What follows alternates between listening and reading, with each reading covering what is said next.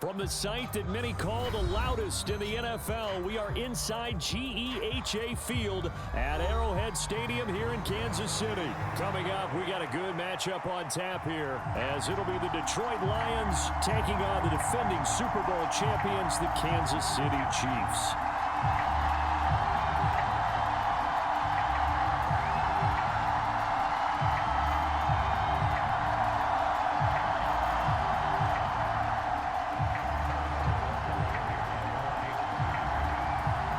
Here's the kicker, Harrison Butker, ready to get this one started. And into a sea of red, we're underway in Kansas City.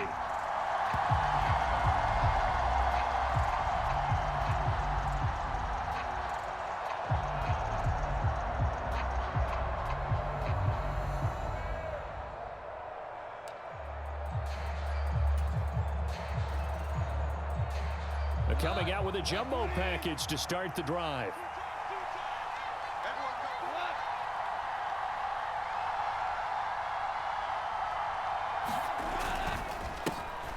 They'll start on the ground with Montgomery. And not much to speak of. Call it a 1-yard gain up to the 26. Well, sometimes you just have to give credit to the defense. Great job there at the point of attack, holding up. They won their battles at the line of scrimmage, left him no space to try and run. A really nice job swarming to the ball carrier. They'll run for the first time with a speedster, Jahmyr Gibbs. 9 yards to pick up there, and it's a first down. How best to describe that one? I'd say right down Broadway on that run. A straight ahead running. I think that might be something we see a lot of between the tackles today. Well, he's enjoying things so far here this afternoon. Sees a crease and bursts through it for a solid gain. Going back to Gibbs on first down. And they'll get him down after a pickup of 8, 2nd and 2. 2 big runs here to start this game. How about the offensive line? They came out firing. Great leverage, great punch to get this thing started. And now this unit on the move already. Reynolds will go in motion right. He'll get it here on the jet sweep. Just a gain of a yard there, and now it'll be 3rd down. Let's just make this one succinct. Nice job there. All 11 guys on defense diagnosing the jet sweep and putting it down. Gibbs will try and pick it up. And boy, he is very close to a first down, but from where they're spotting that football, he's going to be a foot or so short. I'll bet they thought they had picked that one up because it was a 3rd and 2 call, and they got awfully close. Now we're at 4th and inches. I wonder if they think they're feeling lucky here and maybe want to go pick it up. Montgomery, they'll run for it. And he's got a first down as he's up to the 48. They only needed a few inches, but still some anxious moments there, but they do convert on 4th. I don't believe that was called right here in the moment. I believe this was called during practice this week, that he was going to decide to be aggressive even on his own side of the field. Just you mean because it's the opening drive? Maybe they had this scripted? I think that he just talked about it with his team and said, listen, I'm confident in you. If we end up in this situation, we'll go for it early just to set a tone in this game. That felt like a trap because it looked to me like the opposing front was on that play from the get-go. They had everyone crashing the ball carrier before he even made the line, and they hold him to just a yard.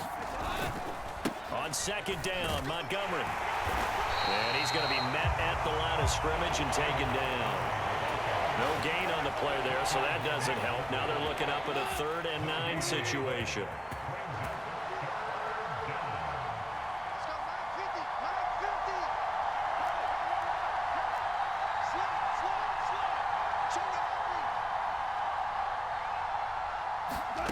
Goff.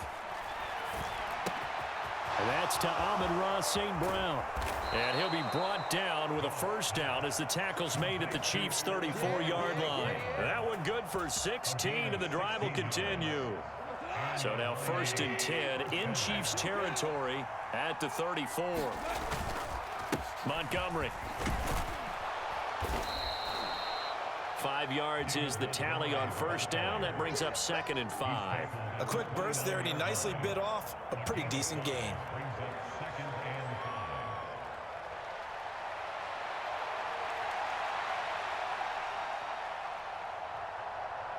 We're scoreless after 1. The Lions with the football here to begin the second quarter as they are looking at a 2nd and 5 situation.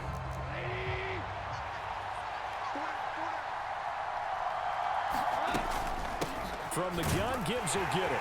And they'll be inside the 25 now at the 24. 2 straight runs of 5 yards, 1st and 10. I know flashy plays, splashy plays, as people like to call them, that attracts a lot of attention. But let's face it, when you're efficient, that can control a ball game. And I love the game plan they've got going right now. Back-to-back 5-yard gains. Didn't force the ball downfield, picked it up on the ground. Yeah, offensive line, they're getting it done. And he gets it inside the 10 to the 9. That gain of 15 gets him on the doorstep, 1st and goal. The impressive opening drive continues and just space being created by those guys up front. We're seeing this the same way, aren't we? We are seeing an offensive line, as this game gets started, as it starts to unfold, that they are dominating the line of scrimmage. They'll run with Montgomery. And he'll take this from the 9 down to about the 7. The yards may start getting a little tougher to come by down here near the goal line. That's good work defensively there on 1st down, holding them to a short gain. The line of scrimmage, the 7 now on 2nd and goal.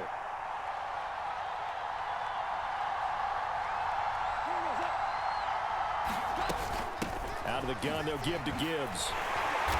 And he's going to press this one forward as they stop him right around the 1.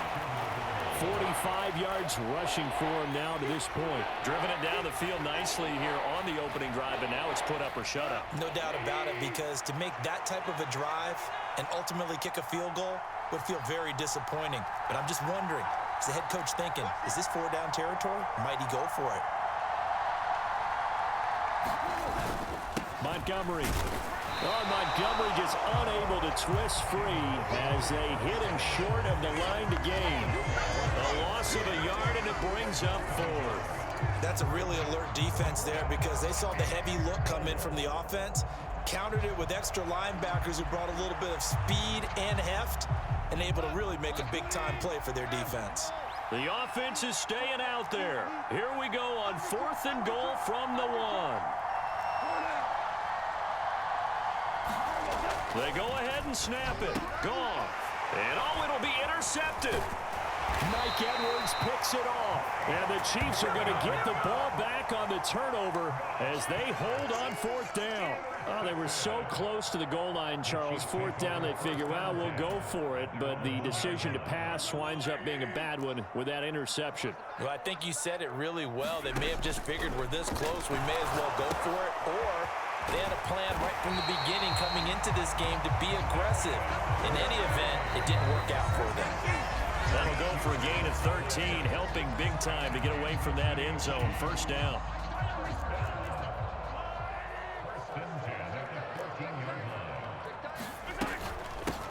Mahomes on the give to Edwards-Helaire. And he finds enough of an opening to get this one back up to his 20.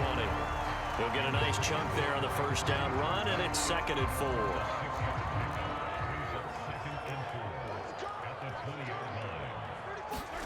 To throw, it's Mahomes. And that'll be caught by Tony. And he's got room. And he'll be out of bounds, but able to get it up past the 45. A gain of 28 yards there and give him a 1st down.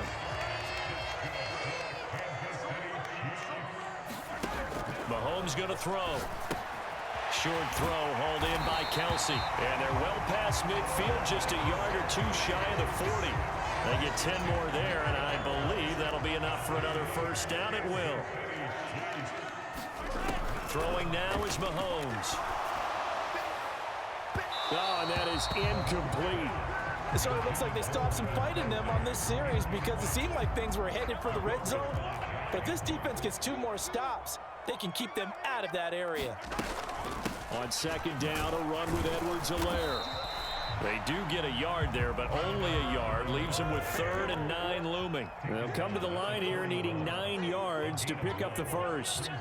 Now Mahomes going to shift him around.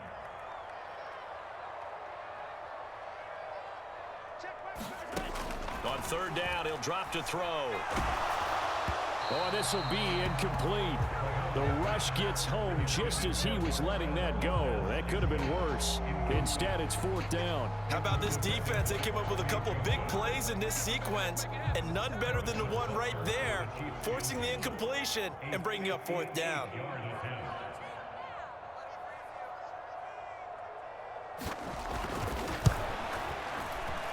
And I tell you what, he got it from 58. That had lots of leg behind it. And we have action on the scoreboard just before halftime. It's 3-0. So a pretty good opening drive. That'll make the home fans somewhat happy. They wanted 6, but they got 3 in the early lead. And they should be happy. The guys look good getting down the field. That's got to give them a little bit of hope that good things are in store here today for them.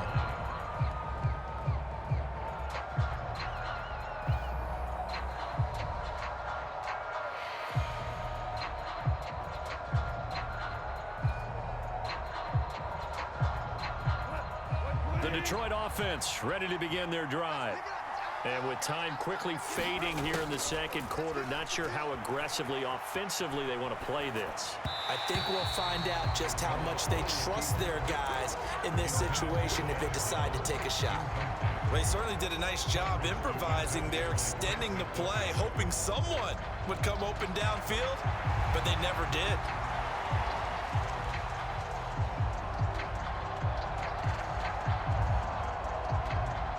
Following the incomplete pass, here they go again. 2nd and 10 from the 25. Goff now to throw. And he's just going to get rid of this thing. To no one here. He throws it away, and now it's 3rd. This defense has passed its first 2 tests by forcing back-to-back incompletions. They know that there's probably another throw coming on 3rd down. Let's see if they decide to force the issue by sending people on a blitz.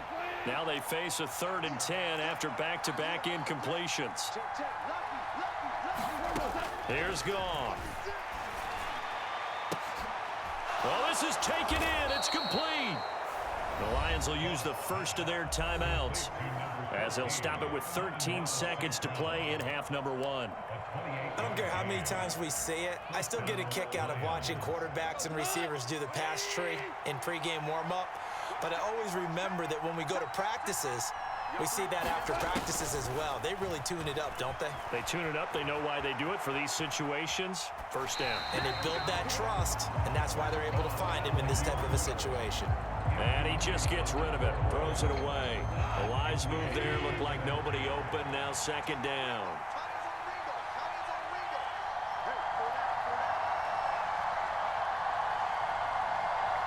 St. Brown in motion right.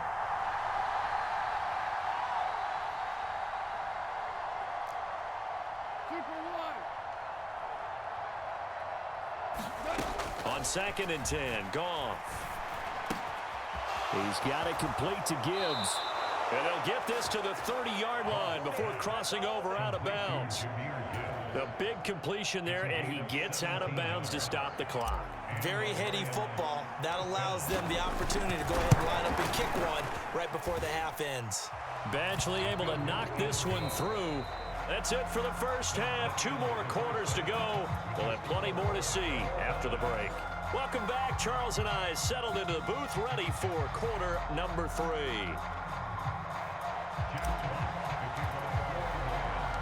Second half ready to roll. 2 field goals, the combined output in half number 1.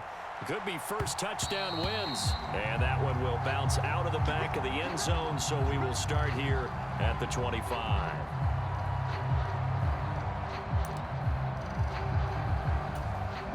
The KC offense out of the huddle, ready for their next drive.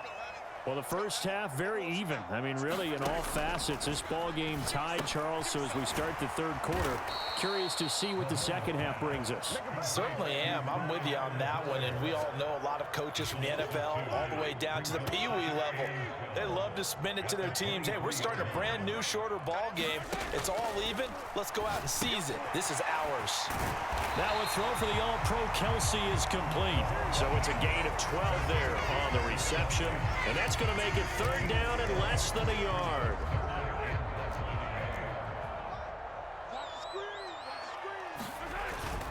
They'll try for the first with Pacheco. And he's free going down the left side. It's a foot race. And he will finally be wrestled down at the Lions' 10-yard line. They're able to convert on third down, and that sets up a first and goal.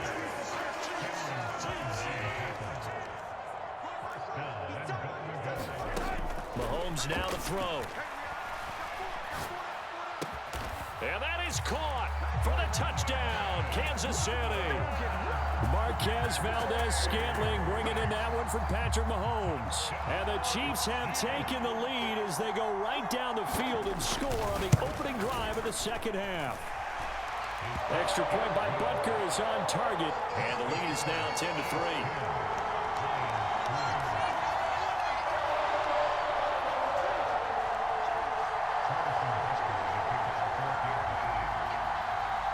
Now after the touchdown, here's Butker on to kick it away. And that one will bounce out of the back of the end zone, so we will start here at the 25.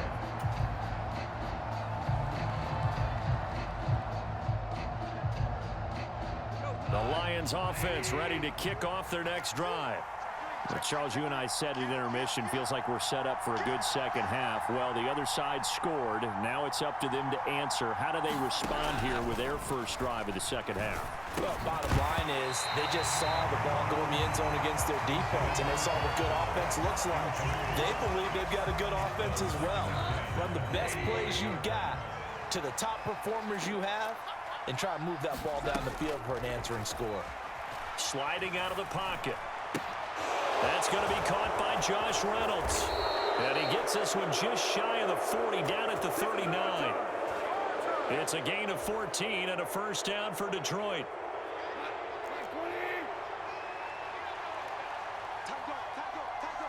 They'll send a receiver.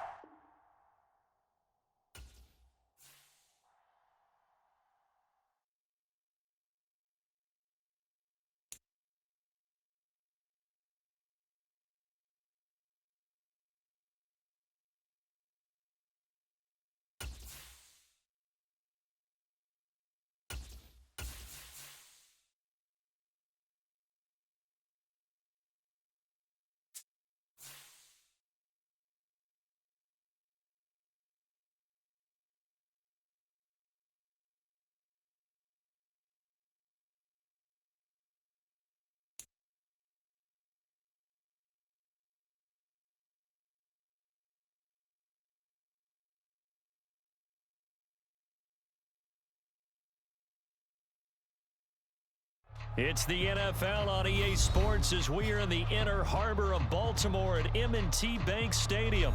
Coming up, we've got what should prove to be a good one, as it'll be the Detroit Lions taking on the Baltimore Ravens. Justin Tucker set to boom this one away. And off we go from M&T Bank Stadium. Wishing he had a mulligan. That's not how you want to start the game. Not at all, because not only do you give up the penalty and good field position, but it just kills the momentum of your team as you start a game.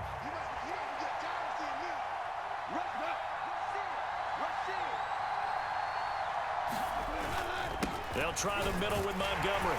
And he's going to take this ahead for right around 3 yards, but no more than that. Second down. Well, there's just a pile of bodies there, and that's when you kind of find out who's a tough guy, right? Who can stand up and make a play. It was only a 3-yard run, but for both sides, they had to walk away from that feeling like, okay, I can stand up when the going gets tough in here. And he'll only get a yard, maybe 2, up to the 46. Third play here, this opening drive, as they're up against a 3rd and 5. Here's Goff. Oh, his first throw of the game going to be intercepted. Picked off by Marlon Humphrey. Still going inside the 20. And he will bring this back. It's a pick 6 and a Raven touchdown. So a big defensive play there on the opening drive, no less, as they make the interception.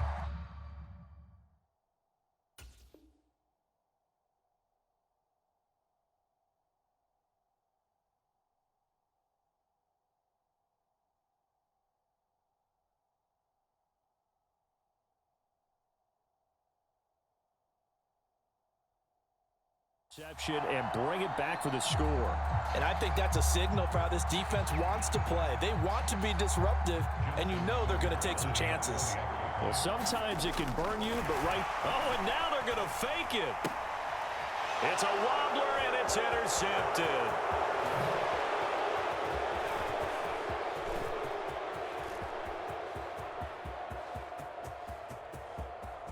And he takes it all the way back. It's a pick two, if you will, as that play backfires in a big way.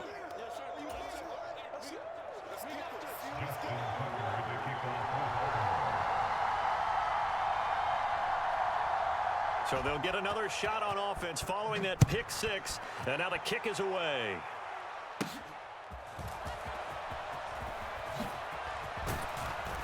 And it's a pretty good return here as he'll get this up to the 29.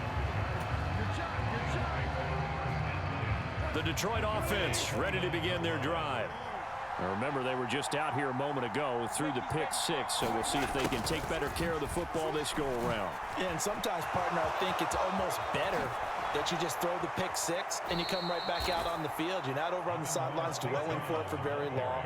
You're not hearing everyone say, oh, hey, you'll get them next time. Hey, don't worry about it. All that stuff just goes right out the window. You're right back out on the field with a chance to atone. From the 50, it's Goff. Escaping the pressure right. That is caught. Josh Reynolds. And he's going to get this one down to the edge of the red zone. Another big play here as they strike for 31. So a big play as it gets them all the way down to the 20 now for 1st and 10. Up the middle, it's Montgomery. And just a couple yards there down to the 17. That's a good play by the guys on the defensive side of the ball. Held them to a gain of 2. And that changes the playbook a little bit now for the guy calling plays. 2nd and 8. Now he's got to probably think about going to the air instead of maybe staying with the ground game. Right side to Williams. Touchdown! Jamison Williams hauling that one in for Jared Goff. And the Lions have taken the lead. Those are the touchdowns that aren't just scored on Sundays or on Monday night.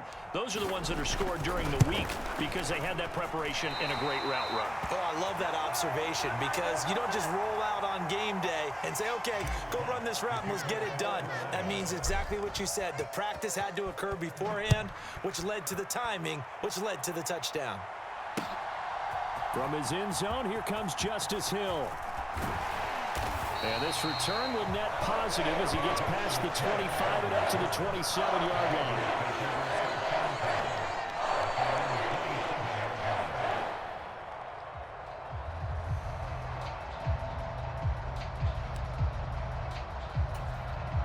Jackson and the Ravens come up now 1st and 10 at their own 27.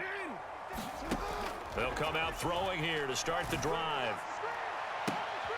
Oh, his first throw of the game going to be intercepted. Picked off by Cameron Sutton. Before we came up to the booth, last thing he said as we were walking off the field, want to play mistake-free football. Well, that just went out the window there with a pick. And do you remember what you said to me when we were walking up to the booth after he said that? You're like, oh, fatal last words. Every time we hear that, things tend to fall apart a little bit, and that's what we saw there. Didn't get enough on that throw, and it turned into an interception. What a way to start a drive. An excellent run, a tone setter, and now, if you want to take a shot on 2nd down and go play action and make it look like the same exact play and throw it over the top, you can do so because you've established the run in a big way. That one, a 1st down pickup of 8. 2nd and inches is oftentimes an invitation for an offense coordinator to take a big shot downfield because he feels like he can come back on 3rd down and pick up the 1st down. But sometimes you just don't want to break tendency. Stay with what you are, stay with who you know, and go get the 1st down. That's exactly what they did. It's a 6-yard pickup, but it gets him to 2nd and 4.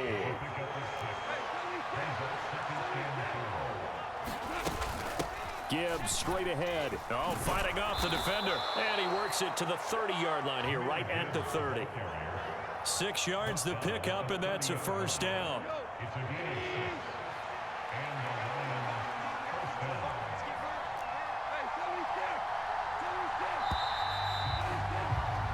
8-6 the score after 1. The Lions with the football here to begin the second quarter, as they've got it with a 1st and 10. Another run for Gibbs here, and he is going to lose yardage here. He'll lose a yard there, and it's 2nd and 11. Sometimes you just sit back and marvel at what he can do defensively. Speed, strength, quickness, he's the whole package. And that package just wrapped up the runner for a loss. Flush to his right. And he'll be out of bounds as he gets this down about the 21 or 22. I did like his decision-making there to make sure they picked up something instead of forcing a throw. Now they've got more manageable play coming up to try and pick up the 1st down. And don't rule out the possibility that he just keeps it and runs again. And he is going to have a Lions 1st down as they're able to get the 3rd down conversion. Just about every coach we talk to says the crowd shouldn't affect us. That shouldn't be an issue. And in the next breath, they talk about taking the crowd and taking them out of the game by picking up 1st downs and keeping them at bay. I think we just saw an example of that there, didn't we? Important to do, especially early in the game like they have. 1st down, they run again. Here's Montgomery. And he'll take this one inside the 10 down to the 8. A gain of 3, 2nd down. That run wasn't a big breaker, but I don't think the guys on offense mind very much. They've got a nice drive going, and they might just be luring the defense in a little bit. They can probably come back with a play action, maybe go over the top. But right now, on this drive, their playbook is open. And this is going to be intercepted. Picked off by Marlon Humphrey. And the Ravens are going to take over here on the INT at their own 5-yard line. Partner, there's no other way you could describe it because that was absolutely just gut-wrenching for that offense. They were right on the precipice. Points were available. All they had to do was just fall forward, and they were going to put them up on the board. Instead, a long drive ends in heartbreak and a melancholy trip back to the drawing board. I like it when I go a little bit lyrical for you. Great way to start the drive. 20 big ones and a 1st down. Throwing is Jackson. On this one, incomplete. The pressure got to him as he released it. And it's 2nd down. That certainly appeared to be a play call where they were just trying to make 2nd down, 2nd and short. I think they thought the coverage was off a little bit more than it was. Nice job there pressing up on it and forcing the incompletion. So following the incompletion, here's 2nd and 10 from the 25. Now Jackson. He's got the hook up to Odell Beckham. And he's going to be dropped following a pickup of 7 past the 30 to the 32. And we've hit the 2-minute mark in this 1st half of action. Many teams, as soon as they spot man defense, if they haven't called a hitch, they'll get to it as fast as they can. They want to put the ball in the hands of one of their best playmakers and hope that he can break a tackle on the outside and go for big yardage. Coming up here looking for 3 yards to pick up the 1st. Jackson looking to throw on 3rd. Flushed out right. Oh, and his early struggles continue. Here's another one intercepted. Picked off by Kirby Joseph. I think that interception happened for 2 reasons. Quarterback gets outside the pocket and panics a little bit, and receiver doesn't make sure he's absolutely in an open spot. So there's a guy lurking, took the ball from him. Yeah, so don't wave your arms, right, as a receiver if you're not wide open. Got to know that you're open. Otherwise, just don't do it. Goff's throw going into the hands of Williams. He'll head out of bounds inside the 10. Mark it down at the 9. A well-executed 22-yard gain.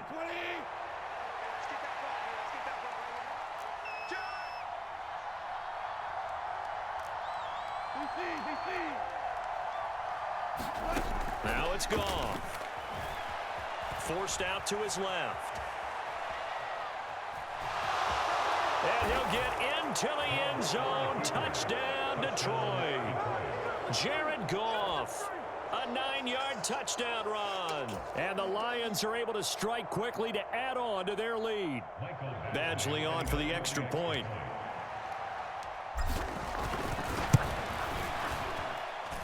And he atones for his miss the first time around as this one is up and good to extend their lead.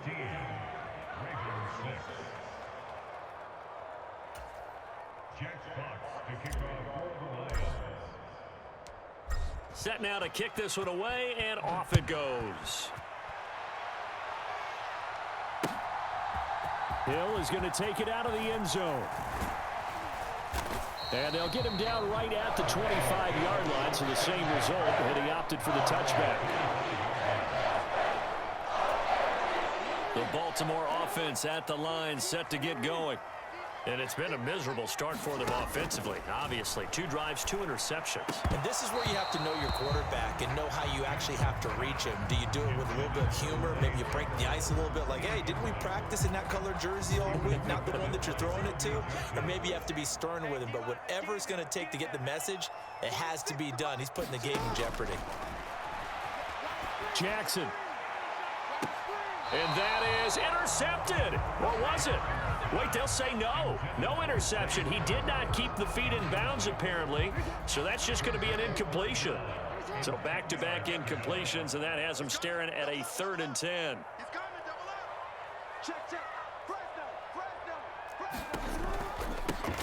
And they run with Edwards off the option. And this will not get close to the first down marker as he's brought down at the 26. Just a 1-yard gain on the play, and that'll mean a call to the punt team as it's 4th down. And the big fella stuffed that one up in a big way.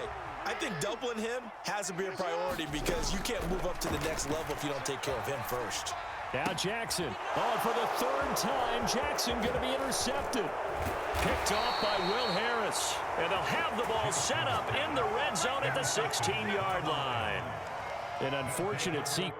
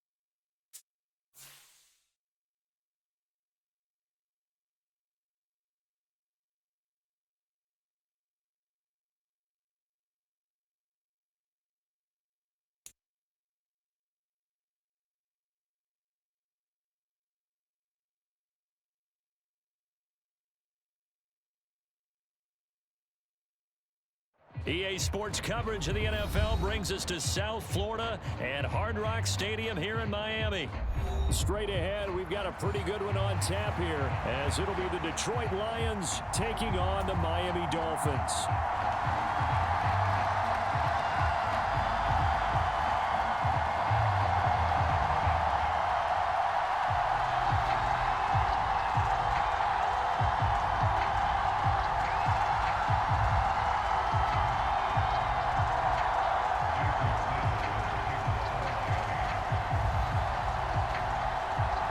Here's Jason Sanders now to get this one started, and we are underway from Miami. And he'll be out of bounds across the 25.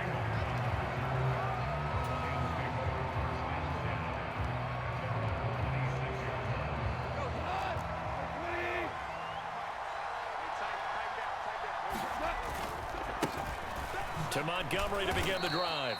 Only a couple for him there on the game's first play, and it's second down.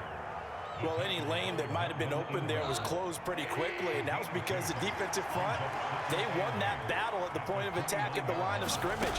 They used great leverage, held their spot, and stacked him up.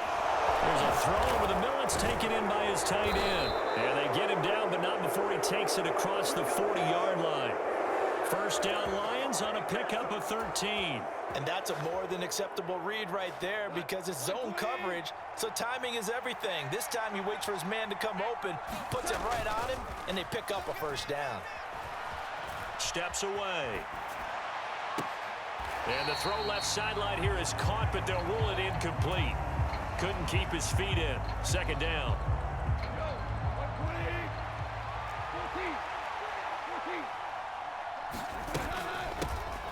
First run of the game for Jahmyr Gibbs, the Alabama product. And he is going to lose yardage here. It's a loss of 4. Now third down. How about the job there on the outside? Shed the wide receiver and was able to make the tackle on the perimeter. So here's a 3rd and 14.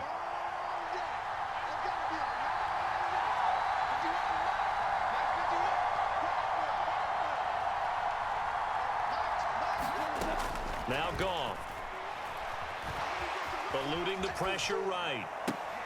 He's got his target. That's complete. And out of bounds on the other side of midfield at the 45. Able to convert on 3rd and 14. A terrific play call. So now 1st and 10 as they've crossed into Miami territory at the 45-yard line.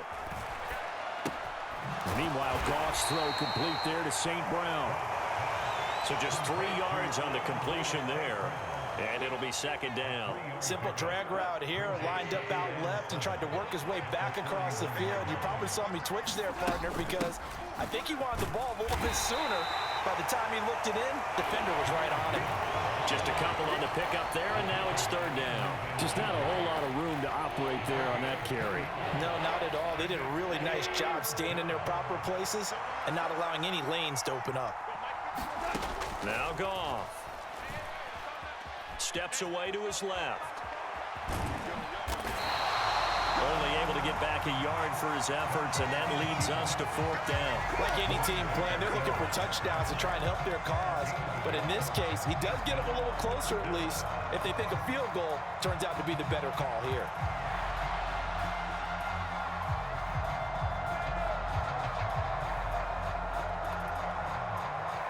And on their first drive, the offense staying out there. They're going to go for it on 4th. Gone. He'll buy some time right.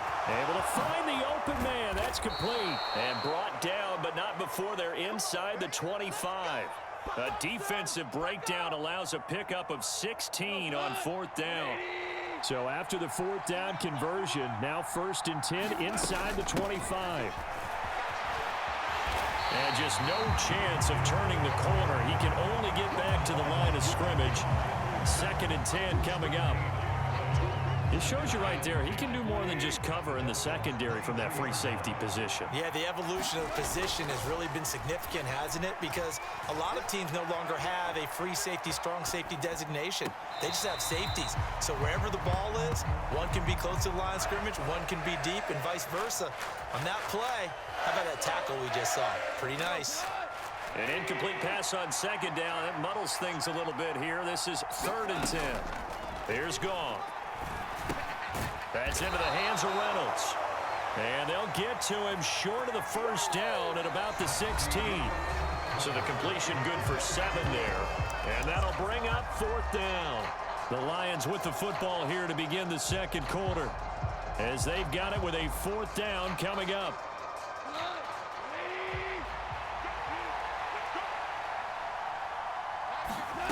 To throw is Goff. Throw left side, caught by Laporta. And now this is going to be close. The defense says they stopped him, and they did. The Lions turned away on 4th down. And this defense delivers a turnover on downs on the very first drive of the afternoon. And he maneuvers up the middle for 3, and it's 2nd down. Yeah, I don't know if it's exactly a win-win, but if you're on offense, you'll take that kind of a run, all right? It was kind of stacked up, found a little bit of yardage, and frankly, they're pretty close to staying on schedule on offense. The playbook is still open for the coordinator. And this throw incomplete.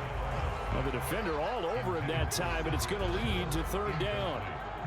He went with a dime look on defense. 2 extra defensive backs on the field and covered up essentially every blade of grass. That allowed them to disrupt the play. A short throw there. That's to Smythe, the tight end. And he'll get nothing out of that one. So he stopped for no gain. And that's going to make it 4th down. As a defense, you're more balanced when you're in zone coverage because you're able to keep your eyes on the quarterback and see the play develop in front of you. They're able to keep the quick pass in front of them and stop it right at the line of scrimmage. Tua on 4th down. Work in the middle of the field, and he's got a man complete. And he'll be taken down, but not before he gets this football out shy of the 30 to the 29. A curious decision to go for it, but it pays off with a 1st down.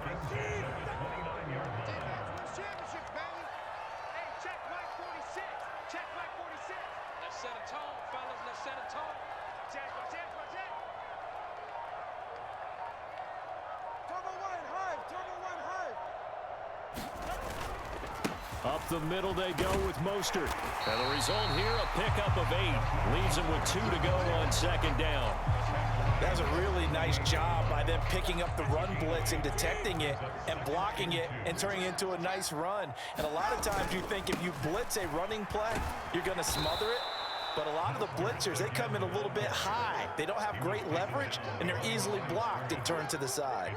2 yards the loss, and now they go from 2nd and 2 to a tough 3rd and 4. Part of the thinking when you bring in extra tight ends, you're hoping that each of your guys gets those one-on-one blocks and creates a crease for your runner. You know what the converse is, though? You've got to win those one-on-one blocks, and when you don't, that's the result you end up with. And he is going to have the Dolphins' 1st down as they're able to get the 3rd down conversion. 2 minutes on the clock in what's been a scoreless first half.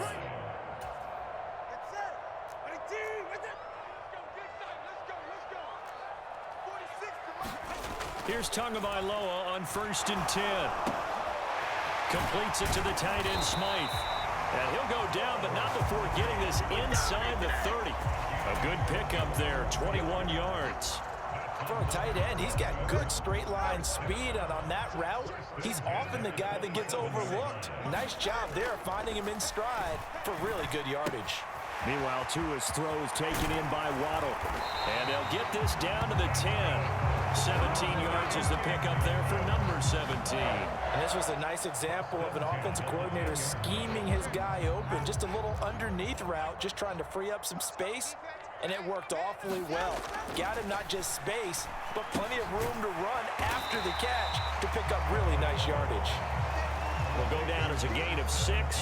And that'll bring up 2nd down. And forget about the run to set up the pass. They're just coming out throwing. Forget trying to set anything up. They feel like they have the advantage. They feel like they have the matchups, and they're just attacking right now. Yep, going to the air on the opening drive. Now the Dolphins going to burn the first of their timeouts, as it'll come with 36 ticks to go in half number 1. Now a 3rd and 6. Throwing now is Tagovailoa. And that is caught. Touchdown, Miami. Tyreek Hill on the touchdown pass from Tua. And the Dolphins will take the lead here in the final minute of the first half. And that touchdown gives them a touchdown lead before they attempt the extra point. What a great way to end the half. Yeah, great job to put themselves in front. And now, see on the sideline. Oh, he tries to force it in, and it's intercepted. Chauncey Gardner-Johnson with a pick.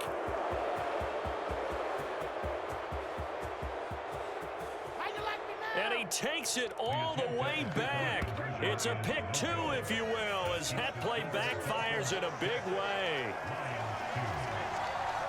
Now after the touchdown, ready to kick it away is Sanders.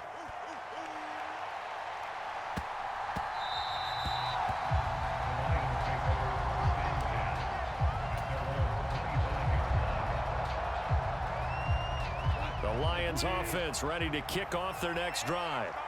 And with them trailing, there is still enough time to try to string a few plays together, maybe get to field goal range. And from the 25, they work this to the 29, a gain of 4. The Lions will use the first of their timeouts as they stop it with 28 seconds to go in the first half of play. To throw on second down is gone. Escaping the pressure right. It's caught on the right side. Williams. And he gets this up across the 35 before he's out of bounds. So here's a 1st and 10 at the 38. Back to throw. Goff. Flush to his right. Now on the run. He'll throw it back deep over the middle. Oh, a dangerous pass there, and it's intercepted. Picked off by Jalen Ramsey. Down the numbers. There he goes. Inside the 10. And he will bring it back. It's a pick 6 and a Dolphins touchdown. Well, that's what you get, apparently, when you try to take on a Pro Bowl quarterback. I mean, what a play there to make the interception and also bring it back for 6. And he is so good that we've seen teams absolutely stay away from throwing the ball at him. Here, he's just reading the quarterback's eyes the entire way, makes a great play on the football, and turns it into 6. So just 8 ticks remaining here in the first half as they'll kick this one away. But no run back here. Fair catch, and this will come out to the 25. The Detroit offense ready to begin their drive. And with 8 seconds on the clock, really not a lot of time to try to put anything together. Got his man. It's Williams. And he's going to be out of bounds right at midfield. A big play that time on the catch and run. And it'll give him a fresh set of downs. This offense finding its legs now. Here's another 1st and 10. The final shot before break here. Goff. He wants Reynolds way downfield. Oh, and his early struggles continue. Here's another one intercepted. Picked up by Javon Holland. And that'll do it for the end of the second quarter. This is the NFL, and it's on EA Sports. Welcome back. Halftime over. We are ready for quarter number 3. Alongside Charles Davis, I'm Brandon Gordon. The kickoff unit is out on the field, and they will send this one away.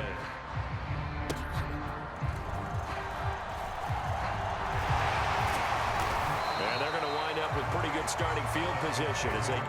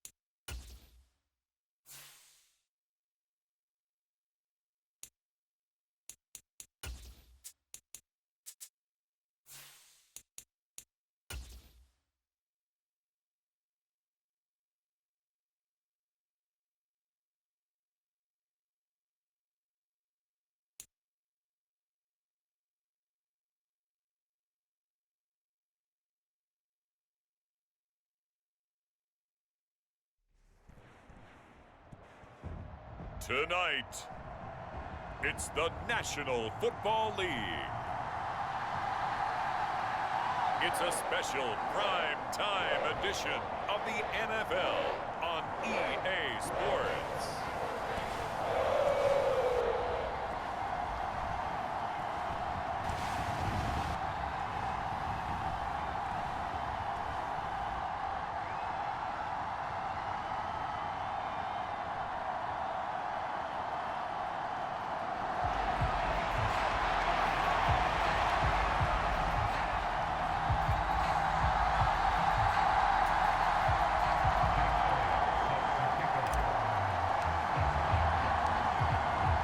As of this morning, summer officially over. It's time for autumn football, and we're underway on EA Sports. Taken at the goal line. And he's up past the 20 to the 22-yard line.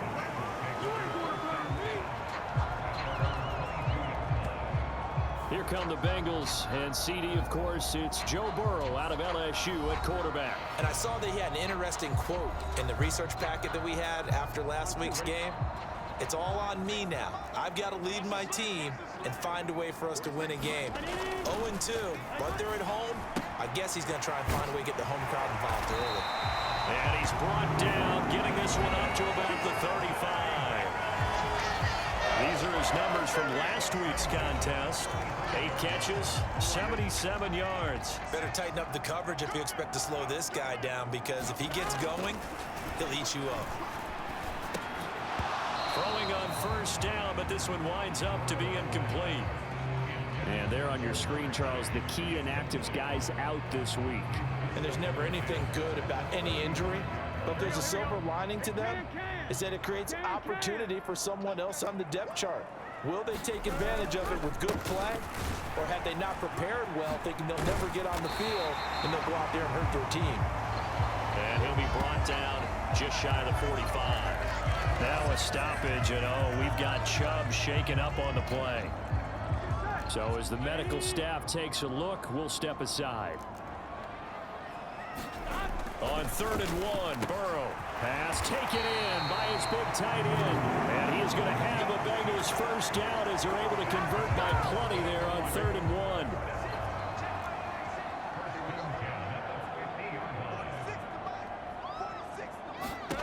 From midfield now, Burrow. That one tipped, and it's incomplete. Good hands there defensively at 2nd down. You talk about this Lions defense. We know they're going to be tough to throw on. Top 3 in the NFL defending the pass. And I'm struggling a little bit trying to really categorize this crew. They're top 10 in the league against the pass. And under the Lions' pressure, he's brought down. They bring a man off the corner that time, and he gets home for a loss of 6. They just gave up a sack there, and if I'm not mistaken, they gave up 4 last week, didn't they? Yes, and just looking really porous, aren't they? They really are, and I'm wondering if I'm going to have to start thinking about keeping the tight end in, maybe a back, someone to help assist, because right now, their quarterback's been getting hit a lot in the last couple of games. And they'll get this across midfield, but not nearly close to a first down as he stopped at the 48. So they'll get 8 out of that completion. And that's going to bring up a 4th down. And here's Jake Bailey now. Only 2 punts for him last week in the loss as he gets this one away. And a bit of a mistake there. This is well into the end zone for a touchback. So here are the Lions now coming out for their opening drive. And a glance here at their shifty mobile signal caller. I like this guy, and the reason I do, he tends to stay on an even keel. Doesn't let too much ruffle him. He will manage the game the way it needs to be managed, take what the defense gives him, and then he can strike at times. Had a touchdown pass. Yes, he had an interception last week, but he found a way for his team to win. Now the throw here complete on the right sideline. A bit of a catch for him to remember. That's number 400 for his NFL career. Not a bad number at all. 2nd and 4. Now he'll take a shot for Peoples-Jones. And that will be incomplete. Tried to dial up the long way out there, but it'll be 3rd down. Now they'll throw here out of the gun. That is caught. And he's taken down, but able to slip across the 35. 11 yards there and a Lion first down.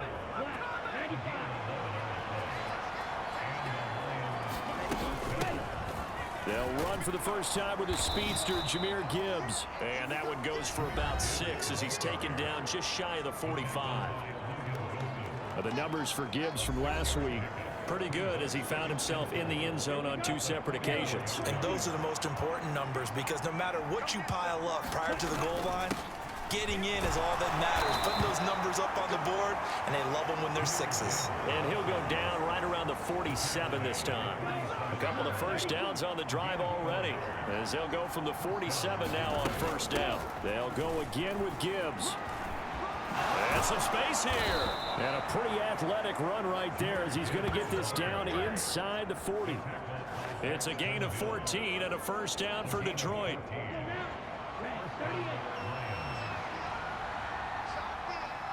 St. Brown in motion right.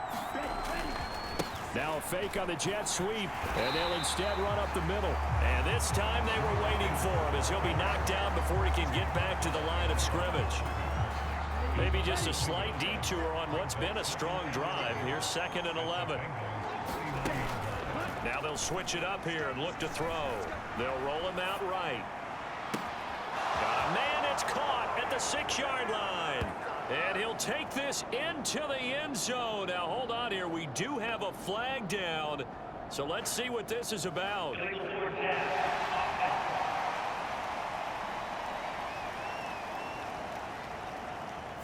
So retract the yardage and retract the touchdown. And retract the chunk play. Big strike there to get the touchdown. Now they've got to take it back and see if they've got another one still in their arsenal. He finds his man, complete. It's Gibbs. And he's going to be stopped here a few yards short of the first as the tackle is made at the 33. They'll get 11, but it'll still lead to a 4th down.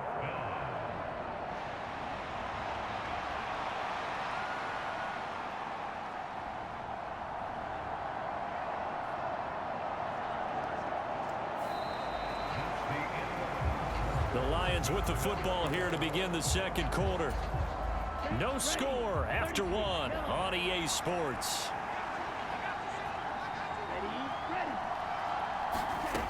Looking to throw. Flushed out right. And it's incomplete. They cannot convert, and they turn it over. The Lions turned away on 4th down, and the Bengals will get the football back. The Bengals drive about to get going. Over on the sideline, hoping to hit that reset button between possessions. Last time out, they had to punt it away. This time, hoping to finish this thing off in the end zone. A lot of times, it's that first read that you have. Maybe you get it in pre-snap, and he locked in on his target, but he was covered quite well, and that one's incomplete. Meanwhile, Burrow's throw here into the hands of Boyd. They get 6. That'll leave them with 3rd and 4. In search of 4 yards here to pick up the first down. From the gun on 3rd down is Burrow. And the Lions pressure too strong. Down he goes. That's big Jordan Davis powering in to drop him. Tell you what, he did not have much time there to scan the field before he was ducking and covering.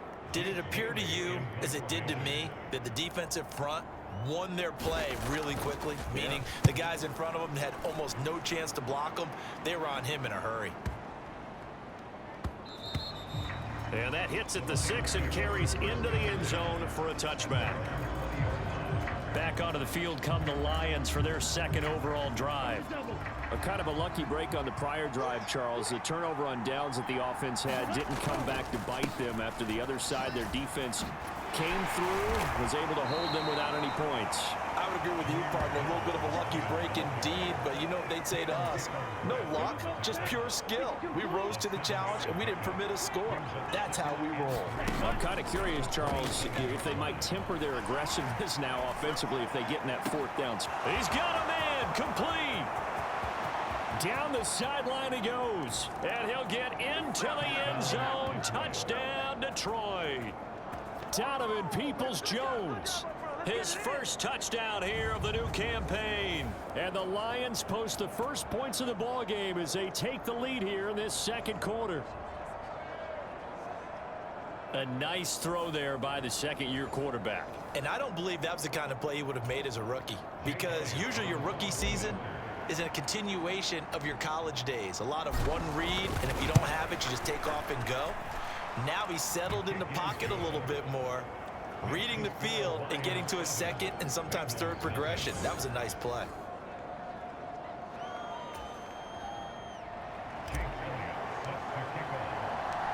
Now after the touchdown, here's Elliott on to kick it away. And there will not be a return here. It's a touchback, and it'll come out to the 25-yard line. Cincinnati now ready to take the field. They'll be looking to match that touchdown from a moment ago. 7-0 is the score as they begin with a first down. Now it's Burrow. And this will be incomplete. Physical play on the football there, and it's second down.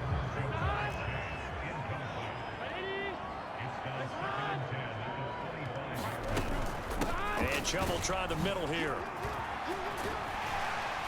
And he's upended at the 33, following a good pickup of 8. Now the Bengals on third down, just 1 for 3 thus far. This time they face a 3rd and 2. They'll run for it. Here's Chubb, and he's going to have the first down yardage to the 35. A third down gain of 3 yards, and that'll be enough. Ball up to the 35 now as they come up on 1st and 10. They're passing here, Joe Burrow. And that one drops down, incomplete. Good coverage there, forced the ball free, and it's second down.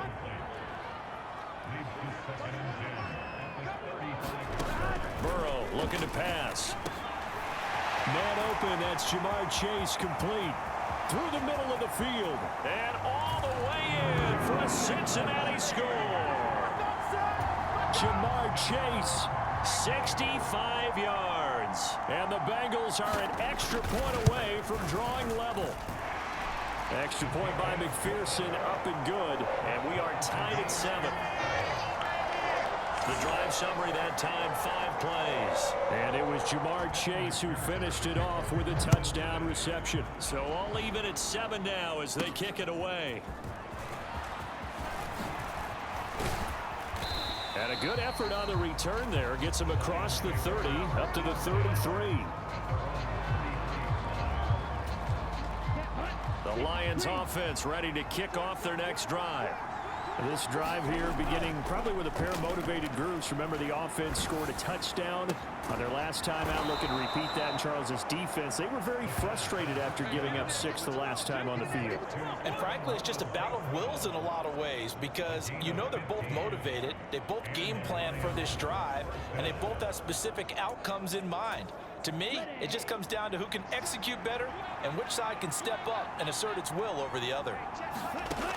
They'll look to throw now on first down. A little short pass here taken in by Laporta. And taking it across midfield and just shy of the 40. 11 yards there and a Lion first down.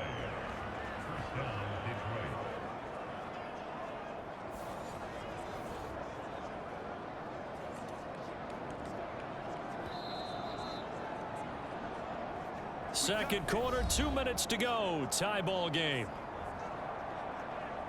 Coming up at halftime, I'll go from one personality, that's you, Charles Davis, to another one in Orlando, the coach. He'll have stats and scores from around the NFL. You and Jonathan Coachman, both larger than life. No doubt about it. But you're stuck with me in this booth, yes, and he's I am. mild. Now that'll be tipped and intercepted. Daxton Hill picks it off, and the Bengals are going to get this back to their own 34-yard line. From the 34 now, here's 1st and 10. Here's Burrow setting up to throw it. Got his man complete over the middle. That's Boyd. And Burrow's saying, let's go, let's go. Looking to throw again on second down. Burrow. And he'll be stopped right at midfield. First down now, but that clock rolling. From the midfield stripe, they'll look to throw. And the throw left sideline here is caught, but they'll rule it incomplete. Couldn't keep his feet in. Second down.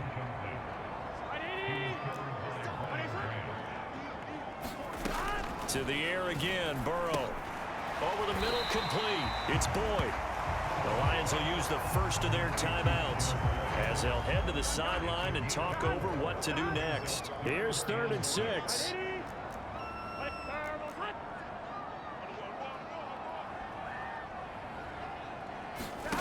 From the shotgun, it's Burrow. Got a man, it's Chase. He completes it. He's still on his feet. And all the way in for a Cincinnati score. Jamar Chase, 2 catches, 2 touchdowns here so far. And the Bengals have taken the lead. Extra point by McPherson, up and good. And that makes the score 14-7. So that drive spanned 5 plays. And it was Jamar Chase who finished it off with a touchdown reception. This taken in at the goal line. And he will make it to the 20-yard line and no further. The Detroit offense ready to begin their drive.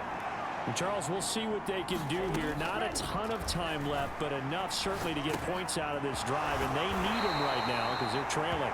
Yeah, this is exactly why you practice a 2-minute drill all through camp and at least one practice each week before a game. A minute left, more than enough time to string a few completions together, reach the end zone, and then make that walk back to the locker room just a little more animated. He's airing it out for Williams. And that's going to be incomplete. Good effort there trying to take a shot, but it's 3rd down.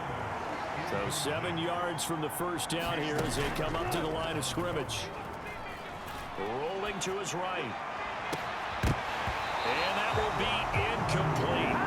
Well, they weren't scared to let it fly, but it falls to the ground and brings up 4th down. And no move to get the offense off the field. Despite failing once, they're going to go again here on 4th down. Eluding the pressure right. And they're able to get this one across the 35. And the Lions quickly now going to use the last of their timeouts as they stop it here with just under 40 ticks to go in this first half. So from the 36 now, 1st and 10. Out of the gun, they'll look to throw. And seeing no options, he just tosses this one away, incomplete. Now that'll bring up 2nd down.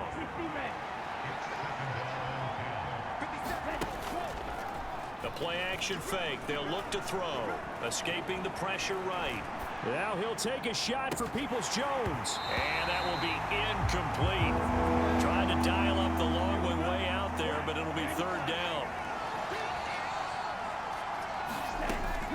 They'll set up a throw. It's incomplete. Took a shot, couldn't connect. Normally, I'd say this will lead to a punt attempt, but this offense already shown in the first half that they'll go for it on 4th down. No, they should have already said, punt it, punt it. Head coach have already made that decision. Flush to his right. A surprising move to go for it predictably, at least somewhat predictably. It doesn't pay off, and the Bengals are going to get it back in terrific field position. 1st down. Here's Burrow. This is caught. It's Boyd. Now a timeout taken. Perhaps.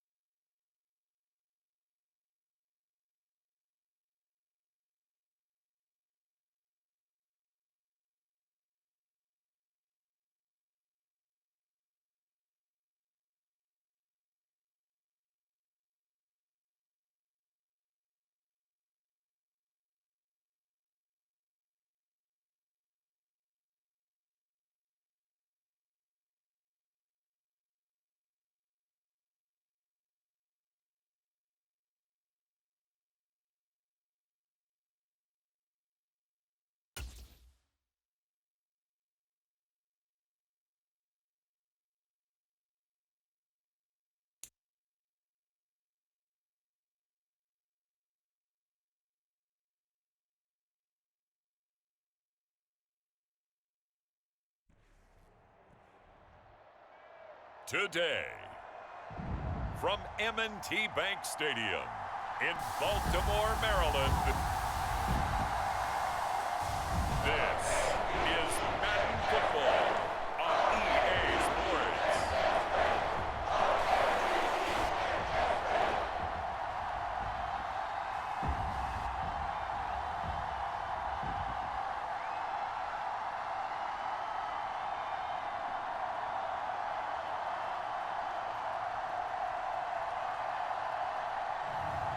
It's the Baltimore Ravens taking on the Houston Texans. EA Sports coverage of the National Football League brings us to historic Baltimore, Maryland, and M&T Bank Stadium. Today we've got a fun little clash in the AFC, as it'll be the Houston Texans taking on the Baltimore Ravens.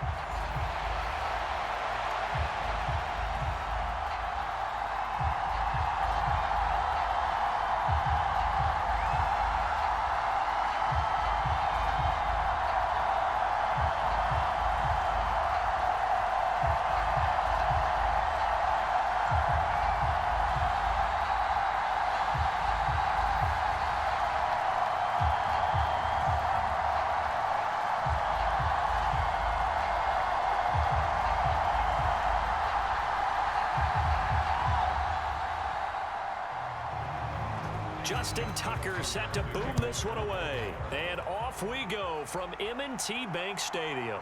This fielded right at the goal line. And he brings us out past the 20 to the 24.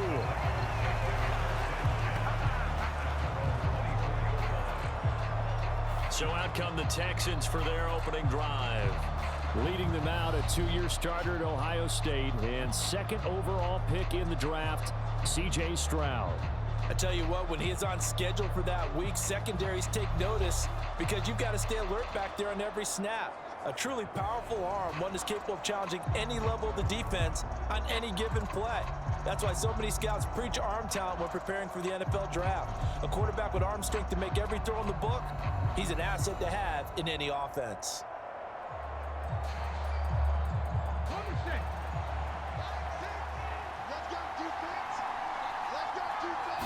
Stroud looks to throw on the first play. And his first look is incomplete. Yes, sir. How about an attaboy there on first down? Got his hand in and knocked it away. Nico Collins, the intended receiver. That'll bring up second down.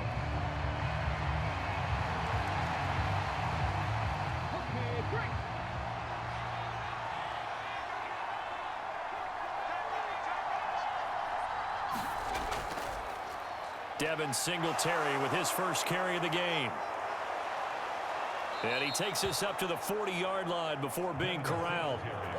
16 yards on that one, and also a Texan first down.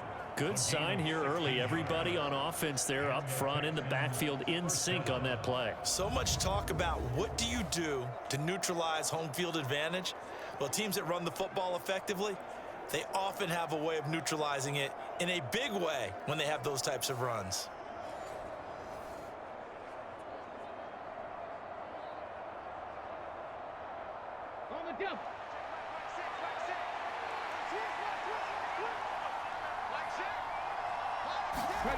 On first down, here's Stroud. He'll get this into the hands of Nico Collins. And he'll get this one down near the 20-yard line, just shy of the 20. A big pickup of 38. We expected this defense to be tested by this passing game coming into this one, and there's an example on this first possession of the game.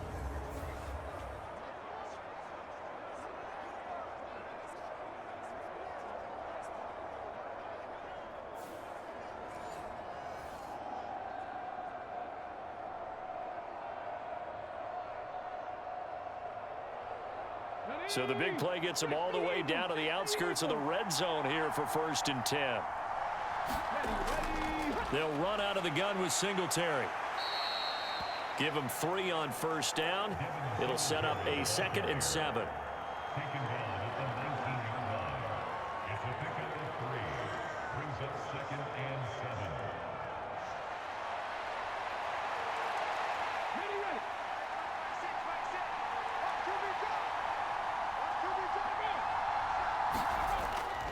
They go right back to Singletary. And he's going to be down close to a first down at the Ravens 14. Call it a gain of 5 there on the run, but they'll remain a yard or two short here with third down coming up. I think we can safely say that those types of plays are the backbone of this offense. We know not every run's going to be a big hitter, but you know they'll take that type of result on each and every attempt.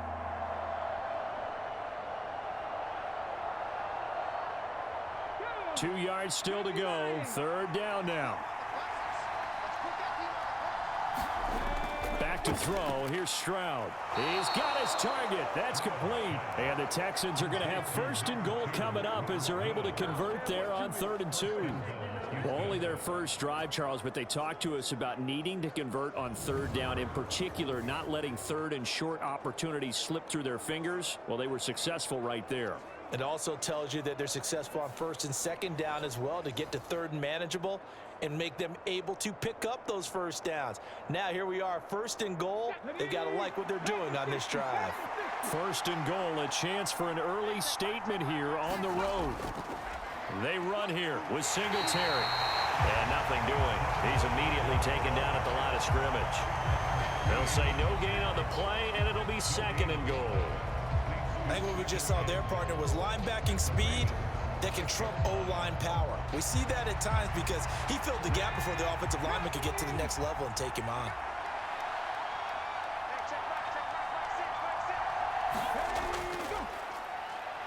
On second down, here's Pierce. And he stopped immediately there. It'll go as no gain on the play, and now they're looking at a third and goal. So they tried runs on first and goal and second and goal, got stonewalled. Now from here, they've got to throw, right? I would think so, and I would think you also maybe want to come up with something different in terms of formation. Maybe spread things out a little bit. Even though you're down near the goal line where things are tight, get it spread out a little bit and try and find some room to operate. And that is incomplete. But the pressure there on third down, forcing the errant pass. Fourth down coming up. It's been a tough go for them. These guys have been driving down the field, but defensively, once they got their backs to the goal line, turned up the pressure, that's going to lead to a fourth down. Well played.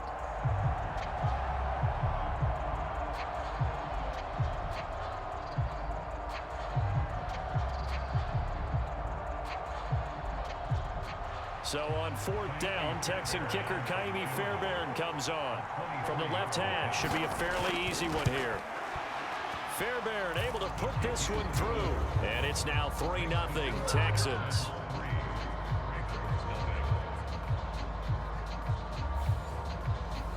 And all in all, a pretty decent opening drive, Charles. Pretty balanced. They had the passing game going and the rushing attack, too. I would think they have to be happy with that start because you get your ground game going, which means your offensive line and your runners are pretty happy, and then you get your aerial attack going as well, so your quarterback and receivers have smiles on their faces. Now both up to speed, awaiting their next possessions for this game. They can't wait to get started again.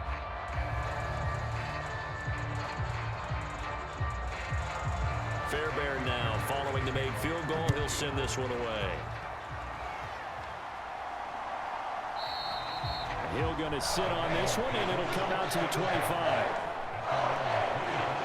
The Ravens offense going to work, and as usual, it's Lamar Jackson, the former MVP of the league, at the helm. Early part of his career, defense has really had to focus on his running ability, and they still do. But now, he's turned himself into a true dual-threat quarterback. When he plants his cleats in the ground and turns it loose, good things happen downfield.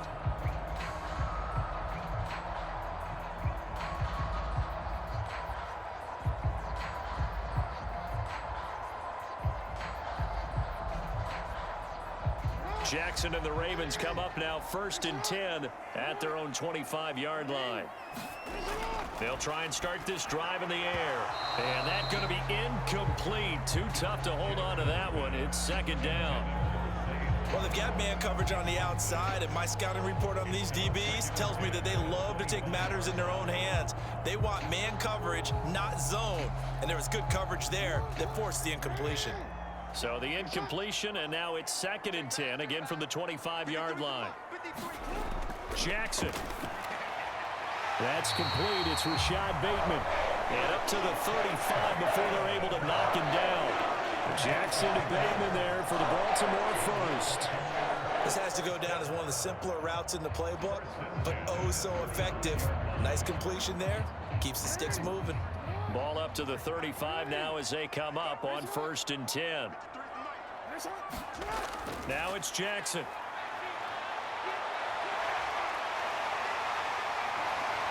And he'll be taken down.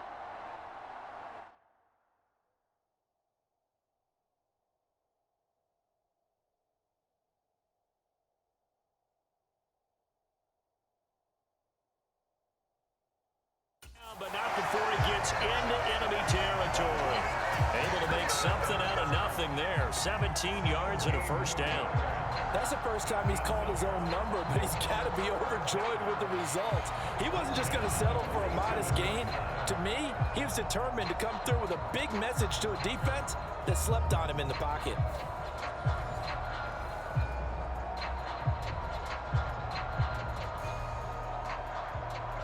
So a 1st and 10 now in Houston territory at the 47. Jackson now. A little short one there, caught by Likely. And he is tackled inside the 40, not quite to the 35. 11 more on that one and another first down. They're going to empty the backfield here, so you know this ball's likely to come out quick. They let the 4 outside receivers run deeper routes and then let the tight end just make a beeline across the formation. He's able to make the catch and turn it into good yardage and a first down. And they'll let the quarterback keep it here on 1st and 10. And this will go as a gain of 7 as he gets it to the 30-yard line. Well, that's what he can do, when he keeps the football. It's not a huge gain, but it shows how hard it can be to stop him. Yeah, and I thought the defense had that one pretty well contained. And, in fact, they probably came up and felt pretty good about what they did. Then they looked up and realized he still got good yardage out of it. He's a tough guy to stop. Ball on the 30 now. Here's 2nd and 3. First carry now for Gus Edwards. And he is met at the line of scrimmage, and he goes down right there. Call it no gain that time as it's going to leave him with a 3rd and about 3 to go. 3-0 after 1 on EA Sports. Second quarter now from Baltimore. It's the Ravens in possession as they've got it with a 3rd down coming up.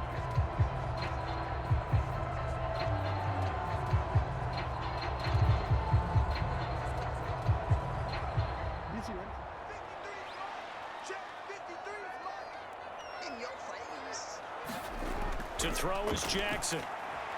Able to find the open man. That's complete. And he's going to be taken down with another first down as the stop's made at the Texans' 15-yard line. 15 yards there for number 15. So he turned to a trusted, familiar face in that 3rd down situation. It paid off. Yeah, you go to your veteran receiver in that spot, so you can't underestimate him when he's on the field defensively. Make sure you know where he is because he understands how to get open in key situations. Line of scrimmage, the 15. It's 1st and 10. Now Jackson. That ball's caught. Aguilar right side. It'll be a gain of 5, and that's going to bring up 2nd down. Brandon, perfect defense in this situation would have meant that there was an incompletion that would have picked it off. Okay, so they gave up the completion, but I really enjoyed watching how the defense stayed in sync, stayed in great communication, and as he dragged across each zone, you see him pointing, communicating. There he is, and they passed him off to each defender. Ended up making a nice play, even though it was complete.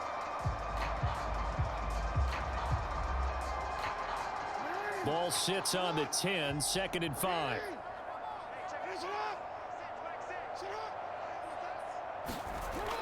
Jackson going to give this one to Edwards.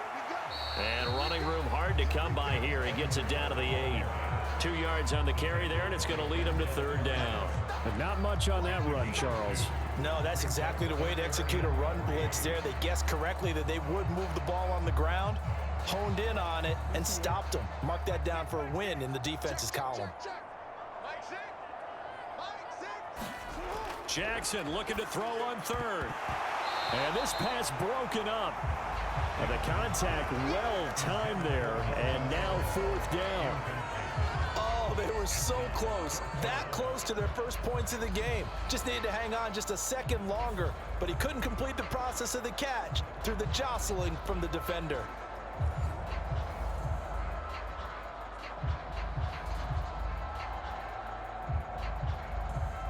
So Jackson will head to the Ravens sideline, and on comes Justin Tucker for the field goal try.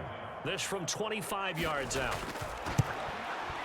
Tucker's kick is good, and that will tie us at 3-3.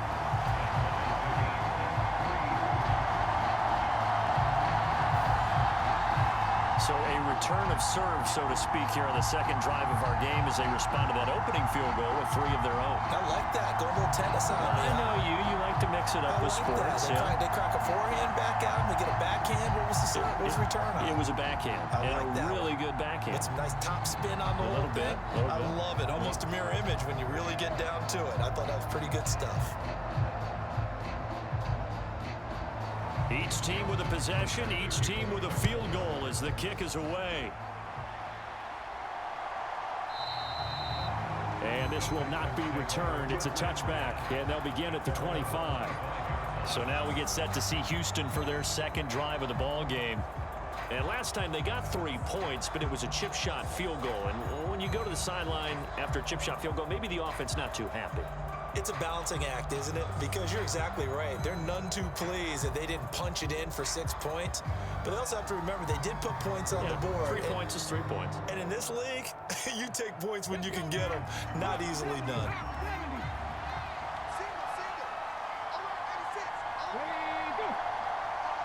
They'll fake the jet sweep, and now Stroud to throw off play action.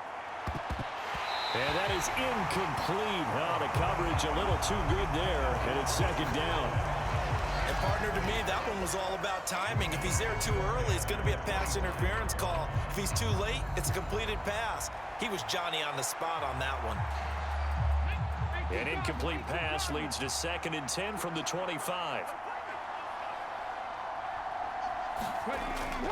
A give up the middle to Singletary. And from the 25, they work this to the 29, a gain of 4. That second down play call was not to pick up the first down. It was to accomplish what they did to get them into a manageable 3rd down because they had incompletion on 1st down, so they were behind the sticks, so to speak. They needed to make up some ground, and they did.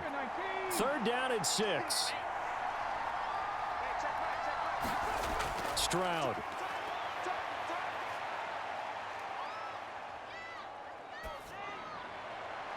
Work in the middle of the field, and he's got a man complete. And he'll be taken down, but not before they reach the 50.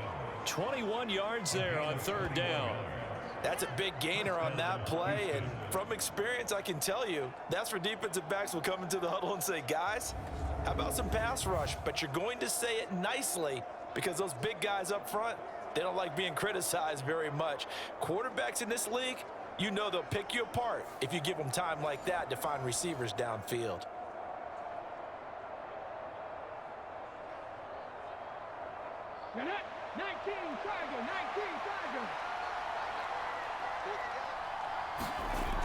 Stroud now on 1st and 10. Man open, that's complete to Dalton Schultz. And he'll go down, but not before getting this inside the 30. That's back-to-back plays of over 20 yards. I know sometimes we can get fooled when we watch him make catches, as we just saw him do there, because he really looks like a wide receiver the way he goes about his business. Yeah, 230, 240 range. Yeah, not super huge. Maybe not counted on to be that inline point-of-attack blocker that we used to have in the good old days, but you can flex him out. You can run wide receiver routes with him. You can make him a primary target, and that's how he'll shred a defense.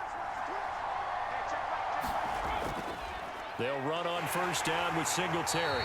And he will lose yardage here to the 31-yard line. It was Jadeveon Clowney who got upfield for the stop. They blitzed there, but to be honest, I don't know if it would have mattered had they blitzed or not. That run play was going nowhere. Man, it's really, really difficult at times to figure out where that defense is coming from. But if you're committed to running the football, you can get people up on those linebackers, right? Those guards don't have to block anyone at the line of scrimmage. They get up to the 2nd level and create some space.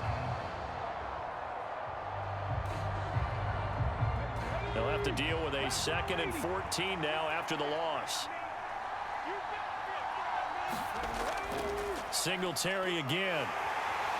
He winds up getting only a couple there, down to the 29.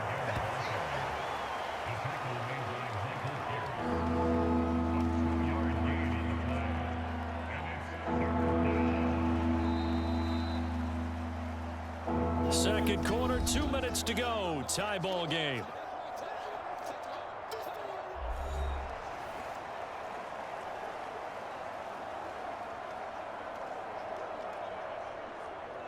Seventh play of this drive coming up, but a long way to go on 3rd down. And Stroud now to throw. They'll try and set up the screen. It's complete. And he is out of bounds right around the 10-yard line. Texans passing game in rhythm right now, picking up another first. And when you're throwing the ball downfield really well like they have been on this drive, it's really a nice time to work one of the screen plays in. One of my favorite play callers in the game has always told me he starts every game with 10 to 12 screens because if he starts feeling the pressure from the defense, he uses their aggressiveness against them.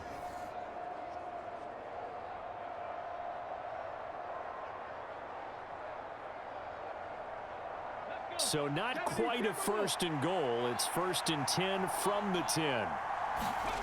Stroud to throw it. Pass incomplete, but the flag in the backfield, and this might be a roughing call.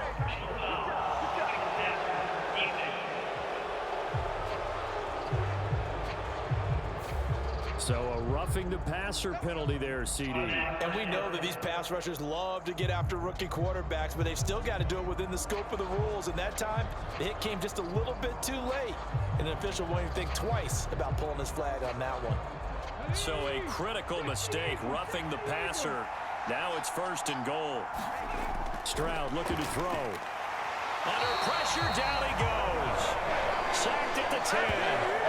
Adafe Owe showing off the pass rush skills. Well, that's not how you hope to draw it up there on 1st and goal, CD, by taking a sack like that. Well, they tried to be aggressive, didn't they? They didn't want to try and work their way past the goal line. They wanted it right there on that play. Unfortunately, it backfired against them. Now they have to try and pick it up here moving forward.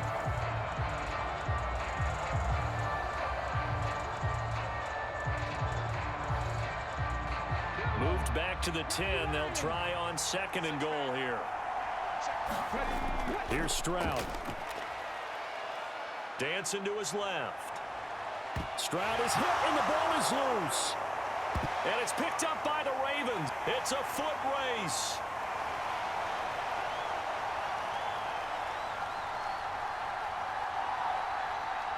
And this is going to be brought back for a Baltimore touchdown.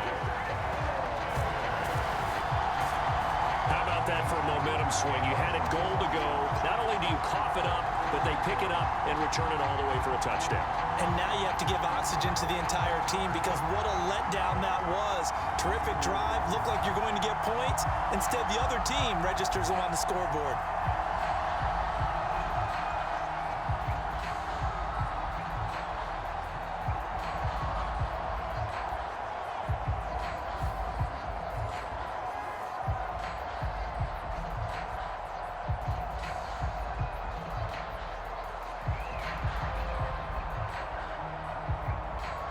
Justin Tucker for the extra point.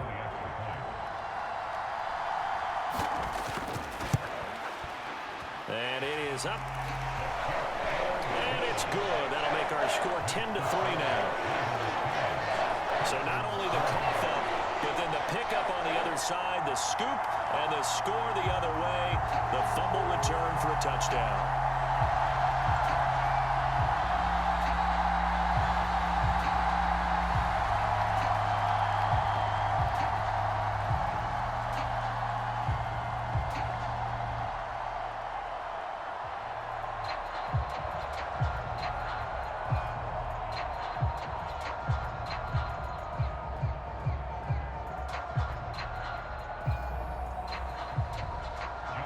And you can bet they're preaching two hands on the ball here as the kick's away following that fumble return. And he'll just take a seat, and the drive will begin at the 25-yard line. And now out comes Houston. And with still more than a minute to go in the half, time to try to mount a drive. And I would think that they would have to. This is today's NFL. You got to push it whenever you get an opportunity. You can never have enough points with the high-powered offenses that you face. And analytics will tell you, try and score when given the opportunity. Okay, ready?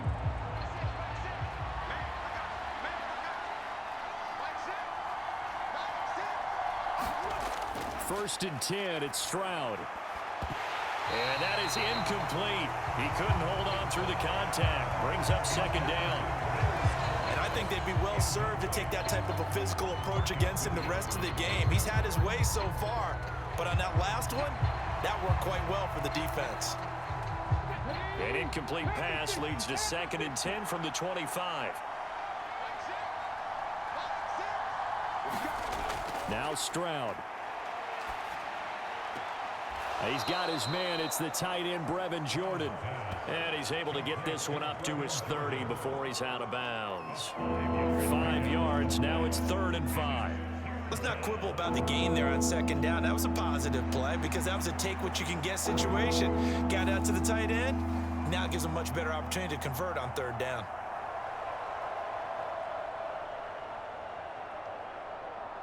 They'll come up facing 3rd and 5. Throwing now is Stroud. Pass taken in by his big tight end. Now the Texans will burn the first of their timeouts as the stoppage will come with a little under a minute to go in this first half.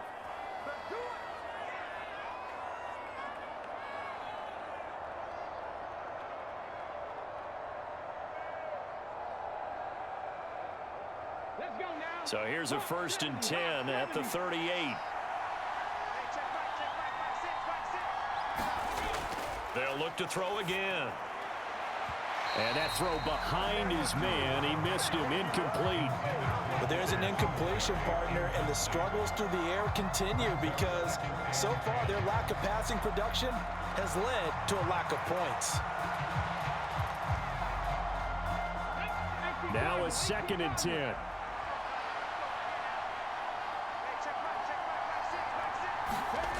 Again, it's Stroud. Over the middle, he gets it to Collins. Now the Texans will use one of their 2 remaining timeouts as they get the stoppage with just under 50 seconds remaining in half number 1.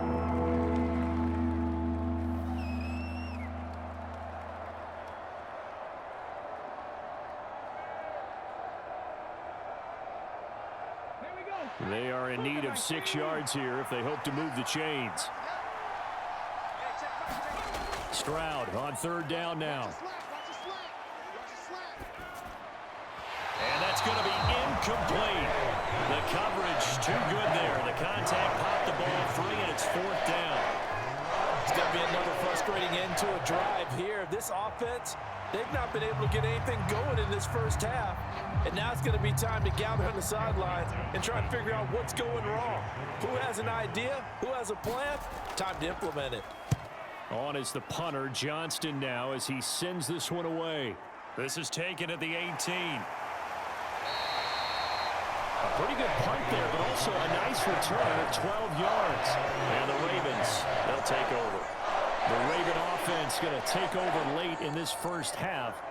And with a 7-point lead, they'll likely look to take this to the locker room and not really press the issue.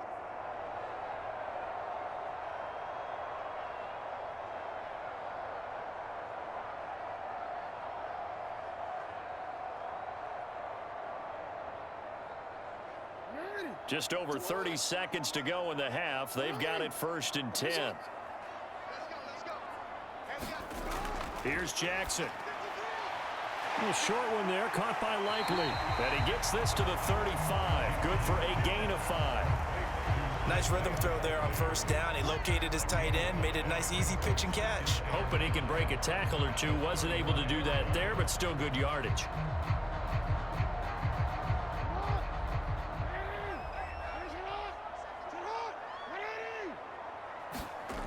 Final play of the half here. It's Jackson, and he fumbled it. It's on the ground. Oh, and one of the linemen on the other side has got it. But they will not be able to capitalize as time has run out here on the first half of play. So we have reached halftime with a touchdown. That's the difference on the scoreboard. As we'll send you down the coast now to Orlando, that's where we find Jonathan Coachman, ready with our EA Sports Halftime Report. Coach. Okay, Brandon, back to you guys in just a moment, but welcome everyone to our Creative Village studios in the EA Sports Halftime Report.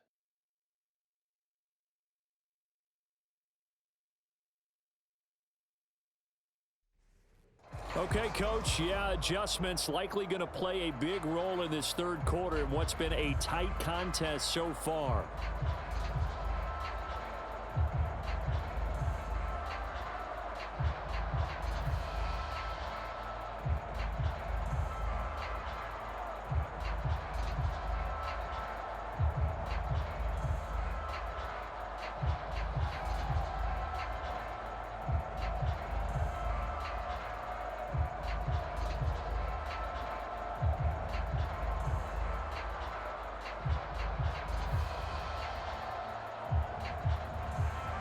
The Ravens ready to receive it, and they've got the lead as well as we resume play in the second half.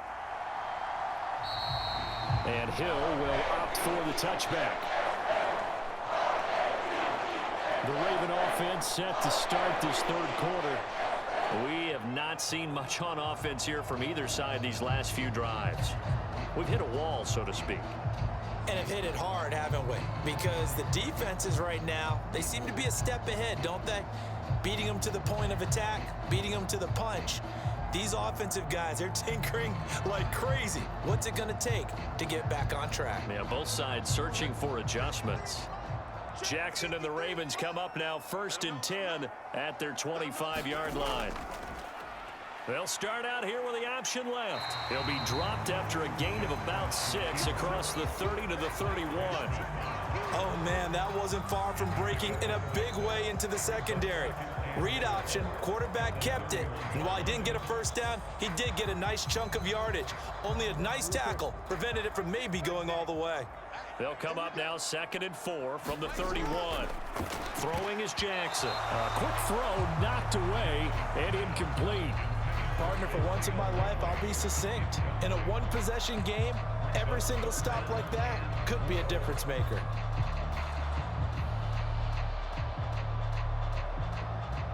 Now they face a 3rd down and 4 after that incompletion on 2nd down. Now it's Jackson. And he will not be able to hang on through the contact. It's incomplete. The coverage strong, and now it's 4th down. Oh, I thought he had that one, and that was nearly a big 3rd down conversion to give this drive some life. Instead, they're on the spot and help separate the receiver from the ball.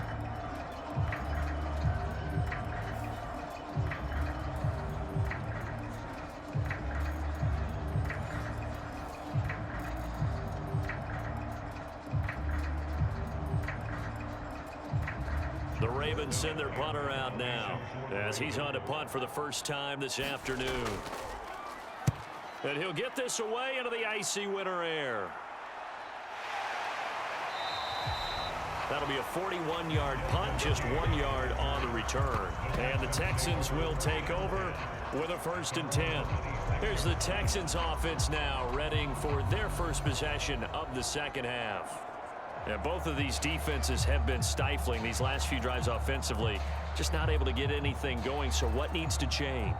I think a lot of the guys will go back and review, so to speak, because everyone has someone assigned to how did each play work.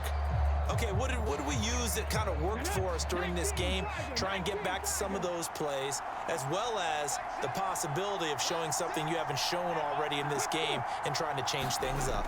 We'll see if they take the advice of Mr. Now the ball comes loose, but I think a Texan player was able to get his hands on it, and they will indeed hold on to the ball and the possession. And the defense not able to get it. From a defensive perspective, what's that moment like when you realize the ball is loose? it is a moment where all concentration goes right to the football. This is something you've talked about in all your preparation for the game. You probably talked about since training camp. Knock the ball free, take it away from the other team, and now you have that chance. There's a little bit of deflation when they end up recovering it. They knocked it free, but couldn't take it away.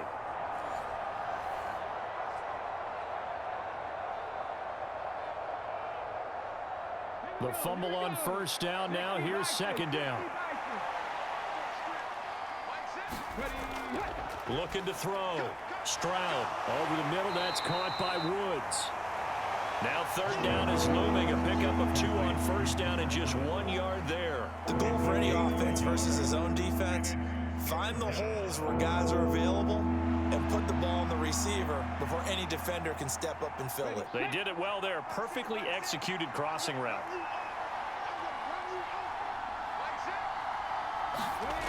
To throw on third down. Stroud. And able to catch it on the left sideline, but they're going to rule him out of bounds. So it'll be incomplete. Certainly one they'd like to have back as it brings up fourth down. Well, this is just a continuation of what we saw in the first half. So much for the fresh start to begin the third quarter. Still off-target throws, no rhythm throwing the football, and obviously no touchdown scored in this game. So they're forced to punt on fourth as this one's away. Almost out-kicked his coverage there. 48-yard punt, but 10 on the return. And they will take over first and 10. The Ravens offense now, they get set and head back onto the field. And our game's hit a little bit of a lull here, a little bit of a snag. Punts on back-to-back drives. And old-school coaches don't necessarily mind that. Didn't turn it over, right? Didn't create a big play for the other team. Right now what you're looking for is, can you gain an advantage in field position? And that's what both teams are seeking right now. Yeah, they'll be seeking to gain that advantage here on this drive. And they'll begin by running the option across the 30 to the 31-yard line. 2 yards the gain on the keeper, and it's second down. Some teams like to start aggressive to begin a drive, but this is still what you expect to see in normal situations. Just call a simple run, get a few yards to begin the series, and set yourself up for something bigger on second down. This is 2nd and 8.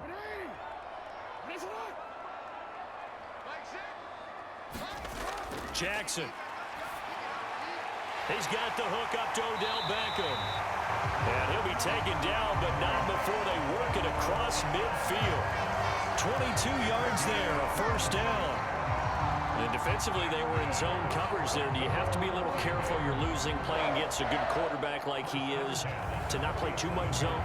Yeah, you have to be careful about how much time you're giving up. I think it's a good point you just brought up. So maybe if you still want to play zone, you go to a zone blitz scheme. And you can drop anyone out of your defensive front, defensive end, defensive tackle. It doesn't matter. You just exchange someone to bring more pressure towards the quarterback and still try and cover downfield. Play action. Now Jackson. And he'll be brought down at the 45-yard line. Give him a couple on the scramble. It's second down.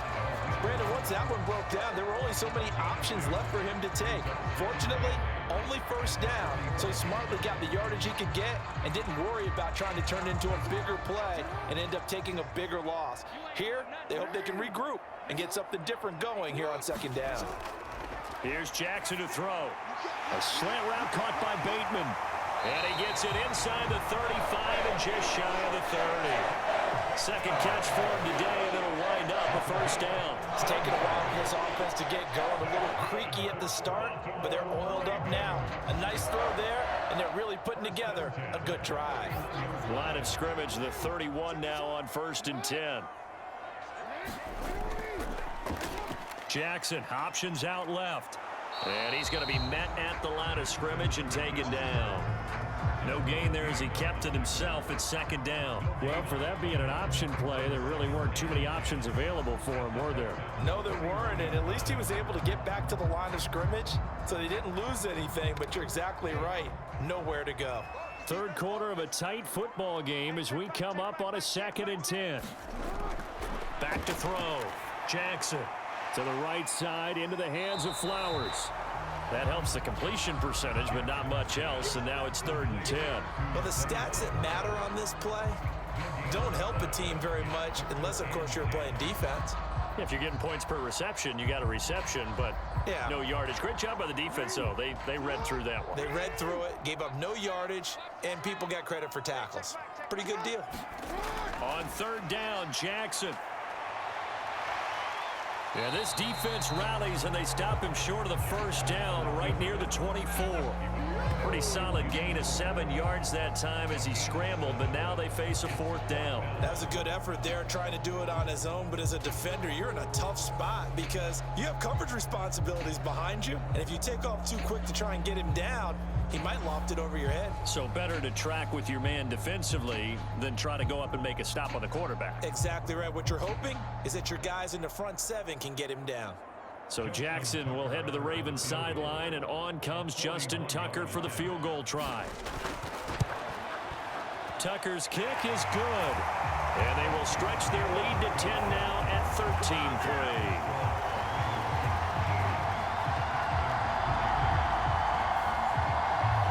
So the lead extended. I think at this point you say, hey, defense, take us to the end. Or if I got some good music to put to that, I could have a good country hit. I like the way you expressed yourself there. I think the offense has done enough so far. But like you say, if your defense is only giving up 3 points, makes it a lot easier to settle for field goals on this side of the ball.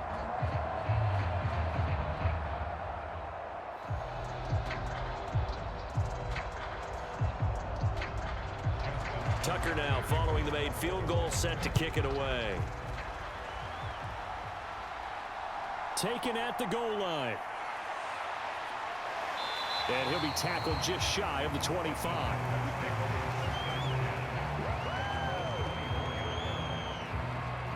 Heading out is the Texans offense as they get set to take over here. And Charles, we've seen almost 3 full quarters now, and neither offense can really get it going. Neither has hit the end zone, and neither side seemingly can make that big play. But the game hasn't been devoid of action because these two defenses, they've taken over and they've slugged it out. But I think you're exactly right. We're at that stage of the game now where one of these offenses, if they make a big play, that could be the difference.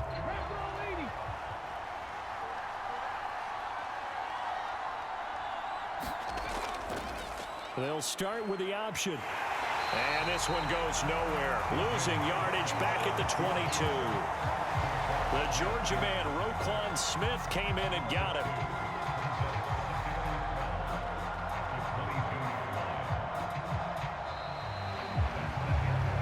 And that is going to do it for this 3rd quarter of action. You are watching the NFL on EA Sports.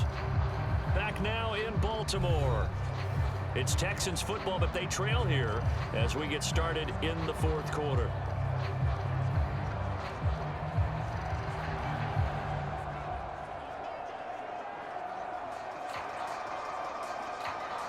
So the opening play of the drive goes backwards. Now they'll come up on 2nd and 12. Looking to throw. Stroud finds his man. It's John Mechie. And he's taken down, but able to slip across the 35. First target, first catch, and a 1st down. This possession means so much for them. They've got to focus on this drive and find a way to make this a one-possession game. Yes. Got to get a score. Yeah, so good with a field goal. Don't necessarily need a touchdown. So from the 36 now, 1st and 10.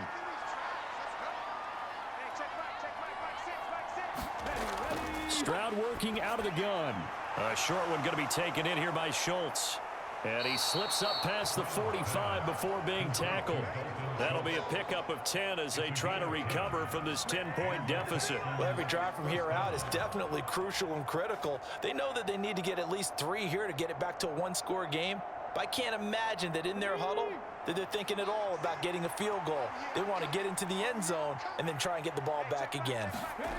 And they'll throw it with Stroud here, 1st and 10. Flushed out right, and he slides and covers up at the end as he's going to be able to pick up decent yardage. Nice work to get 7 out of that, and it's 2nd down. You know what I like about that play? He didn't try to do too much on first down. He took what the defense gave him, put together a solid gain to bring up second and manageable. Now they have a couple of plays to pick up just a few yards and a new set of downs.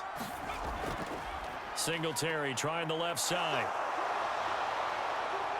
And this time he's able to take it down to the 42. A gain of 5, good enough for the first down. Now, yes, a 2-possession game, but a good chunk of time on the clock, so they have the ability still there to run it on second and short, but maybe they need to pick it up a bit. You're right. They did pick up the first down there, but as you mentioned, they have to pick up the pace now because it's a 2-possession game. They've got to get there twice to make sure they have a chance to win. On first down, they stick with Singletary. Linebacker Patrick Queen bringing him down.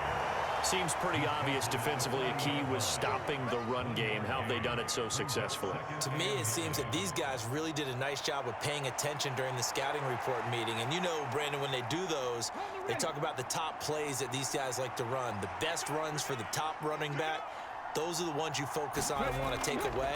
And they've done that pretty successfully in this game. Eluding the pressure right. And brought down, but able to get it to their 30-yard line. Nothing open downfield. He keeps it himself for 11 and a first down. Well, there you go. Save your best scramble of the day for a big-time situation in the fourth quarter, picking up the first. You don't want to use it up early, right? You want to make sure you save it for that exact moment, that key time. And that's what he did, although you and I both know it wasn't planned that way. But what a nice job using his eyes, scanning the field, and realizing when it was time to exit the pocket and go.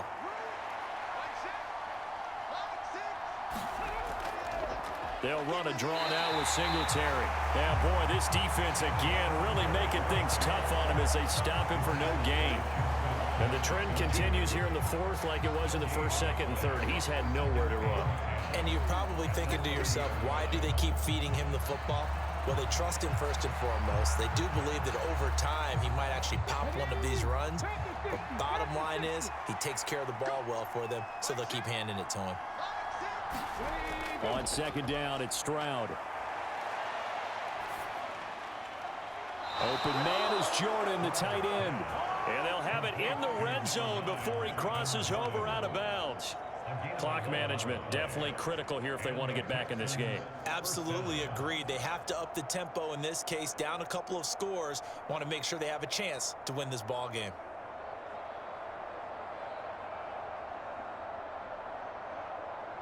All 3 timeouts plus the 2-minute warning.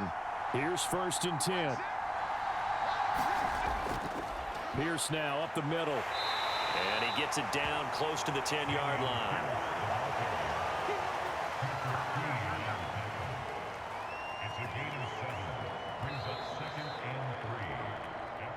It's 2 minutes left to play in this football game here on EA Sports. So it's Texans football as we welcome you back. And let's see what they've come up with offensively after having time to talk it over. Here's second down and 3.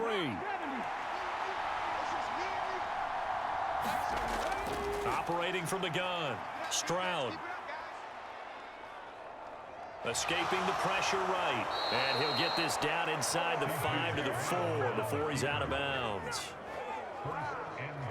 Late in the game, defense trying to avoid a big play. He's able to work out of the passing game, turn it into a run, pick up the first, and stop the clock as well. And you know in this situation, everything is sped up. The intensity, the thinking, everyone's movements. But for a quarterback, he has to continue to be what we call a flatliner. Level in everything he does and read the clock, feel it in the pocket, and go at the appropriate time. Here's first and goal. Stroud to throw it. Looking end zone, but it's incomplete. Whew, that's certainly not the worst thing. It stops the clock and lets your offense catch its breath and lets us exhale a little bit. Now I expect them to call a couple plays in the huddle, so they're ready if a tackle happens inbounds. Line of scrimmage, again the 4-yard line. Second and goal. Here's Stroud. And he is going to go down. Back at the 11-yard line. Justin Madubuike working his way to the quarterback that time. And you hate to say it with a rookie quarterback. He's done some good things, but overall, looked a little bit overwhelmed back there, hasn't he? He certainly has. But in his defense, he hadn't had a lot of time to throw the football. You like the way I said that? In his defense. In his defense. I got it. You see what I did there? Yeah, he needs better. And this is caught now for a late touchdown. So hold everything here. This one's not over yet. I'm not sure win-win is the proper term here, but it certainly felt like it. They got the touchdown they needed, but if I'm on the defensive side of the ball, okay, you got the touchdown, but it sure took you a long time. Yeah, because offensively there, you're probably hoping for a 1 to 5 play drive. That one ate up a little more time than they were hoping. You're exactly right, and if you have that 1 to 5 play drive, you actually build up momentum and even more hope. When they had to slog their way downfield, they got the touchdown, but it's almost like, yeah, you know, doesn't feel right. And now remember, all touchdowns are reviewed, and in a tight game like this, they're going to take a good long look at it. They're taking a peek at whether or not those feet were in bounds, and obviously a big call here in the end zone. And not just the feet. How about the hands? How's the ball possessed while the feet are hopefully getting down in bounds? That's what they're trying to look at to see if it all comes together.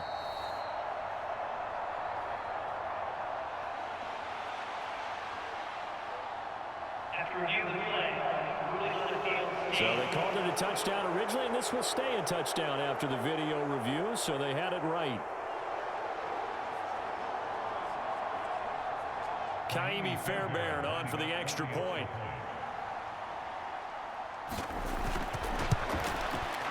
And he puts it through. They're within 3. It's 13-10. That one was an extended drive, 14 plays all told. And it was all capped off by a John Mechie touchdown reception.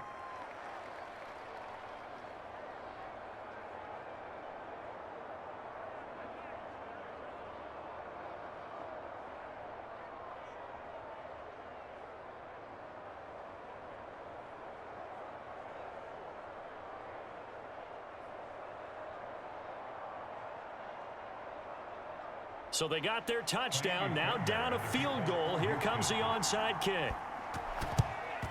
And this one recovered by the hands team for the Ravens. A tough one there. They certainly wanted that when they needed it, but they didn't absolutely have to get it. They still do have 3 timeouts. You're exactly right. They had to attempt it. But even though they didn't get it, as you noted, with 3 timeouts, if they can get these stops on defense, all hope is not lost. Ravens offense getting set and ready for this next drive. And this game not quite in hand yet. We'll likely see all 3 timeouts defensively and then reassess where we are.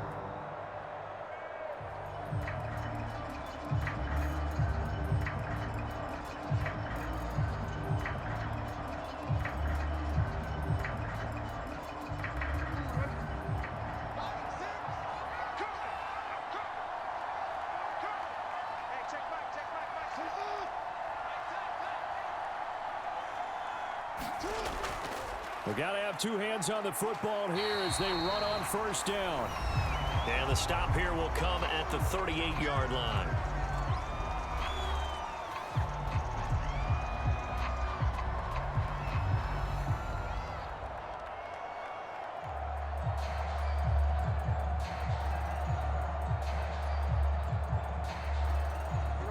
Here's a 2nd and 5.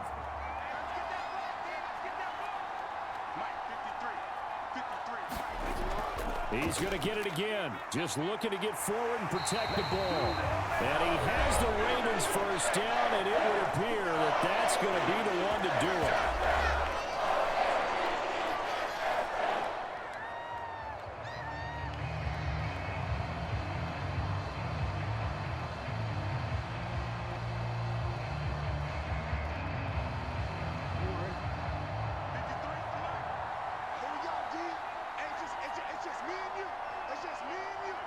The Ravens taking a knee with victory seemingly in hand here. The Texans going to signal for their 3rd and final timeout as they'll talk things over prior to this upcoming 2nd down play.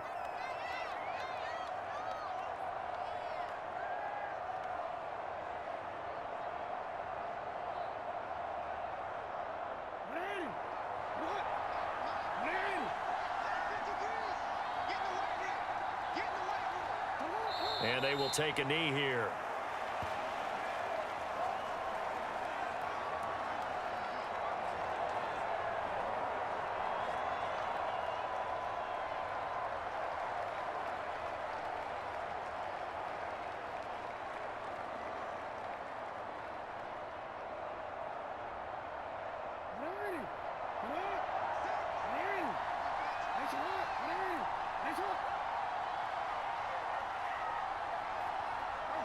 Down to a knee goes Jackson, and that should seal it.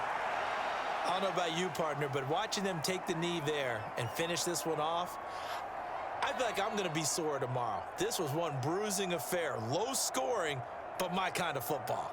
Not a work of art, but maybe in your world, a little bit of a work of art. You like the defensive side. I thought it was pretty. I can't help myself. I thought it was pretty. And it ends in a kneel down as the clock rolls down to zeros. So the final seconds tick away in this Baltimore victory. And this one won't be remembered for many offensive fireworks, but they did enough to get the job done. And that's why it's a team game, because sometimes you have to lean on one part of your team. And they leaned on their defense. In fact, they probably went over there and asked for some help. Like, guys, we just don't have it in this one. Can you hook us up? And they did in a big way. Said, no problem. Put it on our shoulders. We'll carry you home. And they did exactly that.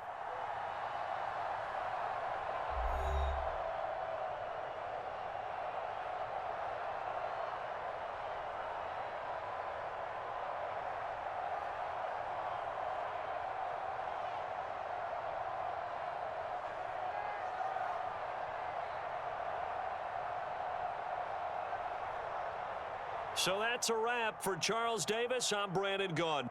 And this has been a presentation of the NFL on EA Sports. For more, check us out at easports.com. The Ravens are victorious here as we say so long from Baltimore.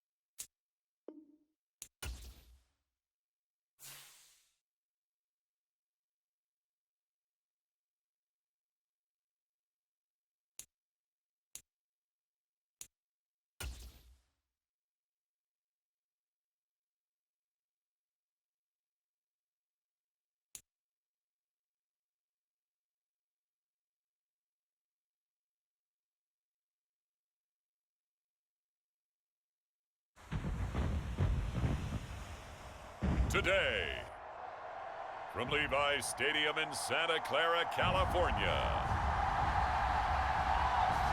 this is the NFL on EA Sports.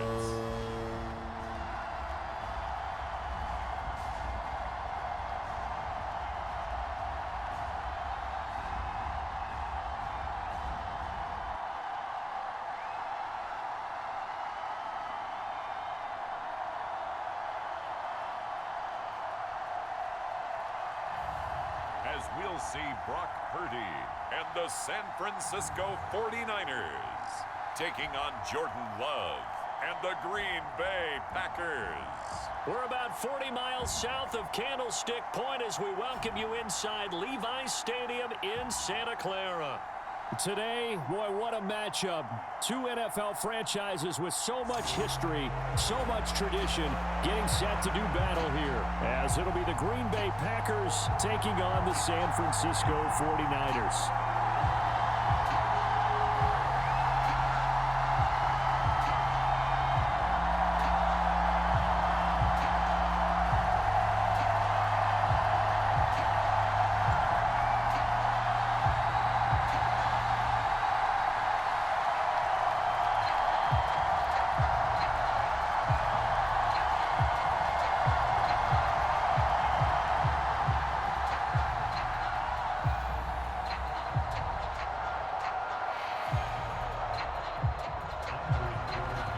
Carlson has his teed up, ready to get started. And we are underway from Santa Clara. And a nice return sets him up pretty good here right at the 30-yard line. So here's the first drive now for the 49ers. Leading them out, someone who took the league by storm last year is the most famous Mr. Irrelevant ever. From Iowa State, it's Brock Purdy. And you'd think as a young QB there'd be some nerves leading an offense out to start a game, but haven't seen any sign of them right now.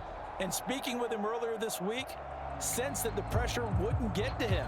He feels comfortable being the face of this offense and shouldering the expectations on game day, even if he doesn't quite have the years of experience other quarterbacks do. So 1st and 10 now from the 30. Purdy going to the air right away. And his first pass here is going to fall incomplete. They'll put a check mark in the box where the defense coordinator was saying, how well can we stay with these receivers if we're in man coverage? Because he just did it on that one, forced the incompletion. That allowed him to get bolder with his pass rush, won't it? Absolutely. Frees up your guys elsewhere. Here's 2nd and 10.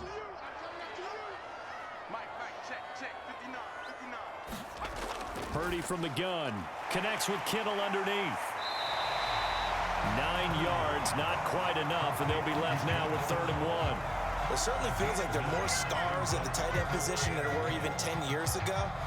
And I think it's become more of a glamour position because of the ways it can hurt a defense, and guys want to be involved. They can be in line, close to the line of scrimmage. They can split out like receivers. But hands, route running, speed, and some toughness to go across the middle, you put it all together, you got a heck of a tight end candidate. The pressure gets to McCaffrey as they stop him short of the line to gain. Nothing doing on that one, and it'll be 4th down. Strong start by this defense. 3rd and short, they go with a run. Stonewalled for no gain. I played for a guy who always talked about setting tones and meeting force with force. That felt like it on that play, didn't it? And they met it in a big way and won. What a great job by the defense.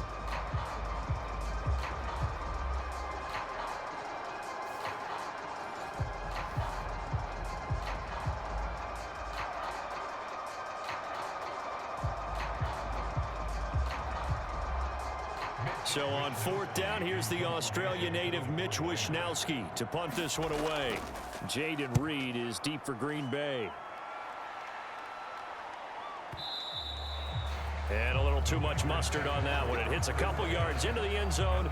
A missed opportunity there maybe to pin him back. 6'4" Jordan Love taking the field for the first time. The 2020 first-round pick from Utah State set to lead Green Bay. And at the start of Jordan Love's NFL career, he had one of the best seats in the stadium watching Aaron Rodgers work. But now he's looking for more than that. Rocket arm, big play potential. And he wants to show this organization that he's capable of being a dependable starter for the foreseeable future.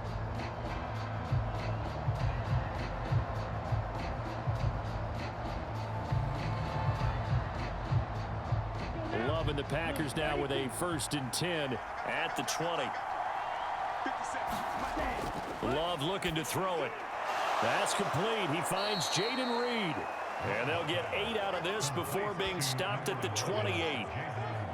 And I think this is a route we'll see more of as this game goes on, because with his speed, they want to get him the ball in space on drag routes just like this.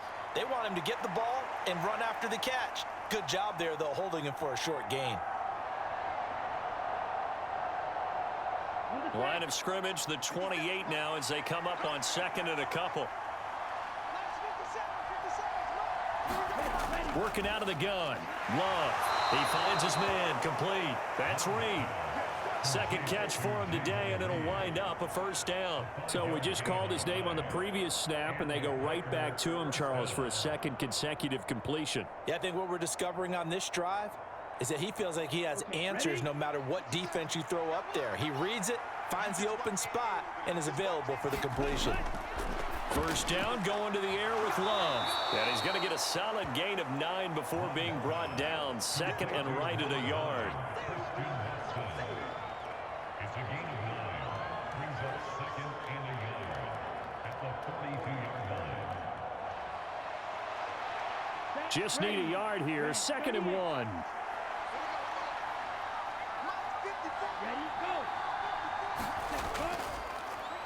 Now the man from UTEP, this is Aaron Jones. And nothing doing. He's immediately taken down at the line of scrimmage.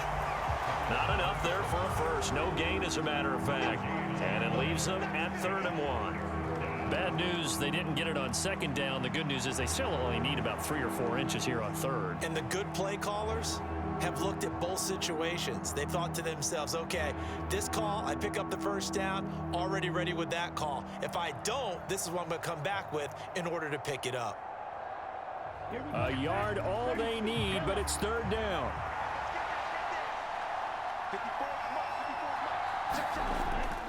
They'll try and run for the first with Dillon. And this one's going to go the wrong way. Losing yardage back at the 42. They end up getting stuck twice after that 9-yard gain back on first down. Just a simple run play there on 3rd and 1, but this D was up to the challenge and stopped them, bringing up 4th down.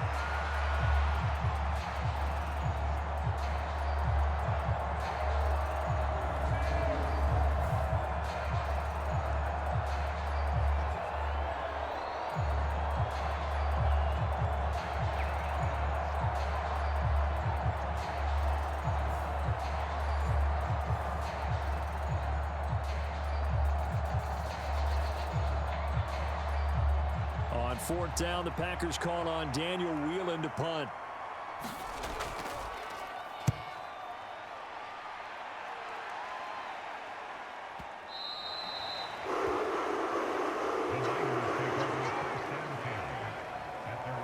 Back out there comes the 49ers offense, ready for their second drive. And on the first drive, 3 and out. And I know that these are professional athletes, but I would imagine sometimes you get the nerves at the beginning of a game still, don't you? Those don't ever go away. And typically what I've heard from guys and what I remember from playing, if you don't have nerves at the start of a game, it's not going to be a great day for you. You're not really ready to play. So finding a way to harness those nerves and not let them affect you in a negative way, that's what all the guys are looking for. The drive begins with a run by McCaffrey, and he is brought down at the 22 after a gain of 2, and it brings up second down. That was a pretty good job defensively to hold him to a 2-yard run, but I've got to think this offensive line, they're asking their quarterback for a different type of a run, one that they rely on, one they have confidence in, one they feel like they can block.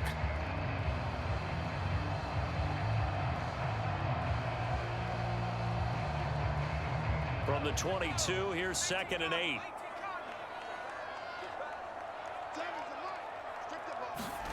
Purdy.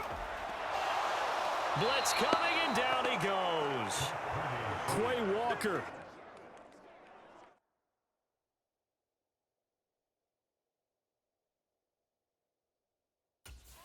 Leading the surge there as he drops him for a loss of 6. Blitz came there from the inside, and there just wasn't much resistance. No, not at all. That means that defensively, they timed it up perfectly and matched up perfectly. They drew all the blockers to the other guys, left a free runner back to the quarterback, and you know what a free runner turns into? What? A free hitter.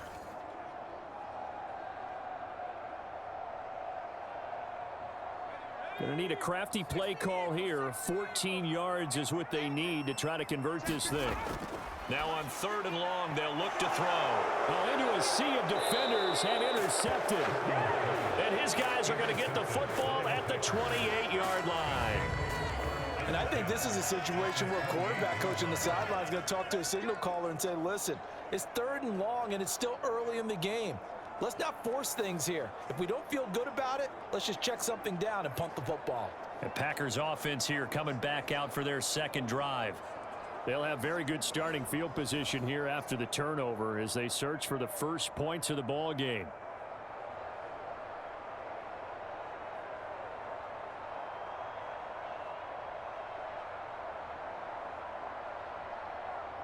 Set, hut, 52 blue.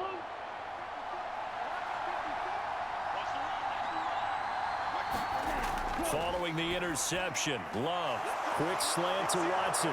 And it's a Packers touchdown. Christian Watson, 28 yards. And the Packers use the early turnover to get on the board first here in this one.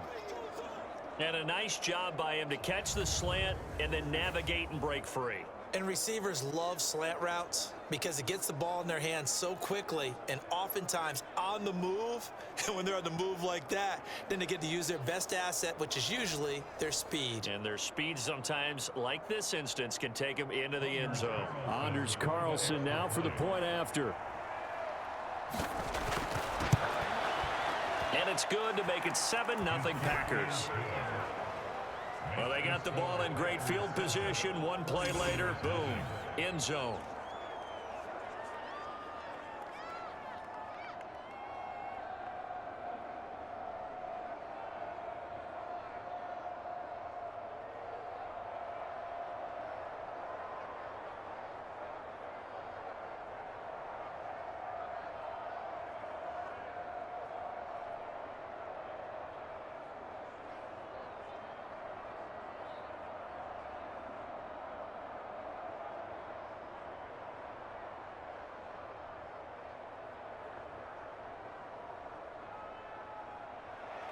Carlson back out there now to send this one away. This taken in at the goal line. And up to about the 26-yard line, just across the 25. Come on, time to play. And San Francisco gets set to go here. They've shown precious little here offensively thus far as they try again with a first down now.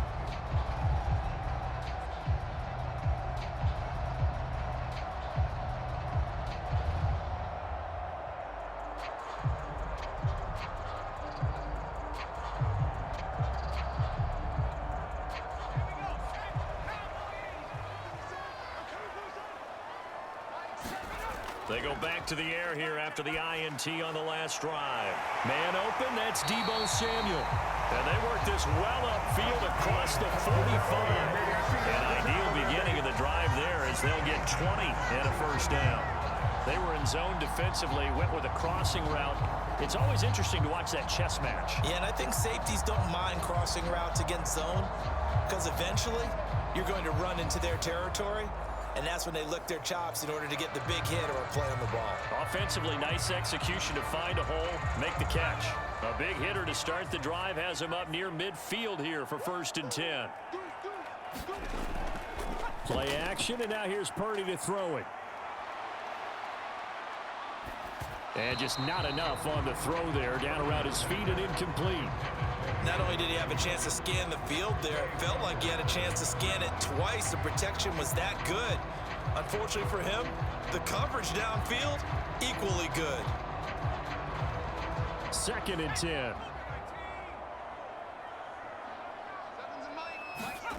Purdy now to throw.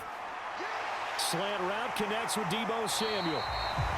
9 yards, not quite enough, and they'll be left now with 3rd and 1. You can see the time and effort and thought that they put into their passing game because it was evident right there. It looks like a simple pitch and catch, but you and I both know that they have planned for this and worked hard to make it happen.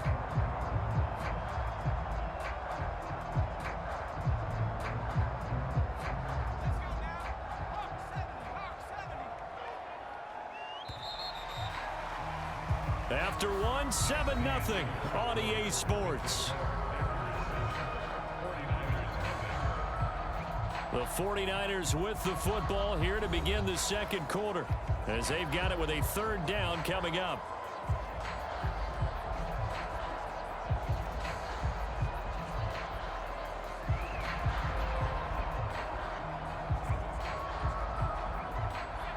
So they just need 1 yard here to pick up the first down.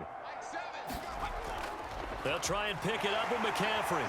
And he will have a first down here at about the 40. They're able to convert with a gain of 4. Well, partner, what do you think? Might have been 4-down territory if they didn't pick it up, but... Yeah, it's a moot point now. I was curious, so if they didn't get it there, would they have gone for it? I guess we'll never know. Yeah, we didn't have to make that call, but I have a feeling both of us would have said, go for it.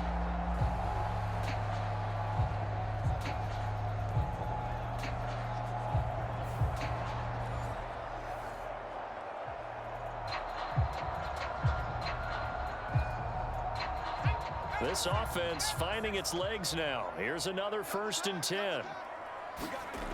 Now Purdy. Buying time to his left. And Purdy finds a way to move the chains. He slides to a stop and has got the first down. Give him 10 yards on that one, and that earns him a fresh set of downs. Evident there that he learned his lesson from the last drive. No way he was going to force a throw that time. When nothing broke open, kept it, and ended up running for a first down himself.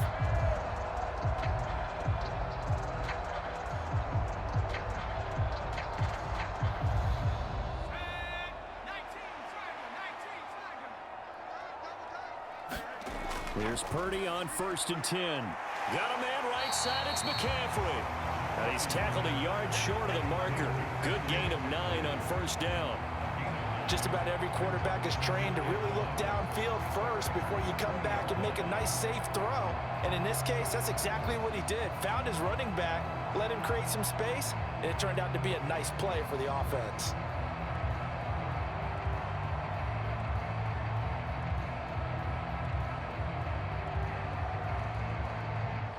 Second down and a yard.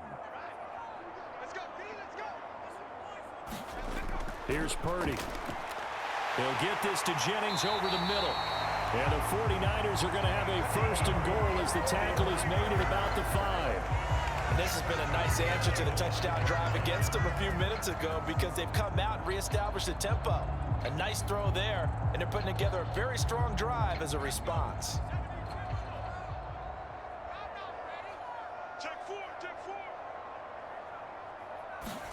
Purdy will set up to throw it here. That's caught by Deebo Samuel. Touchdown, San Francisco. A 5-yard touchdown catch. And the 49ers are an extra point away from evening this one up. That's just how they drew it up, CD. His first read was there, got it to him quickly and into the end zone. Absolutely excellent execution by all involved. And the coordinator, got to give him credit, found the perfect play call. Quarterback let it fly as soon as the target came free, and his guy made a nice catch. Just how you draw it up in practice and then execute it in the game. Moody good with the extra point, and we are tied at 7. So that drive in total 8 plays. And it's Deebo Samuel who caps things with a touchdown reception.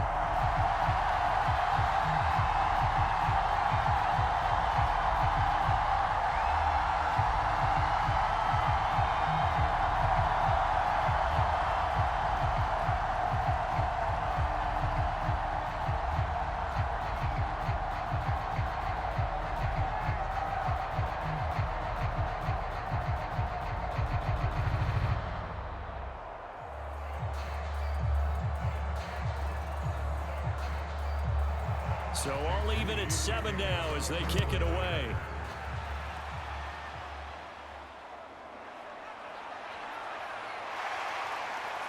A solid return, pretty good field position. They'll start at the 32.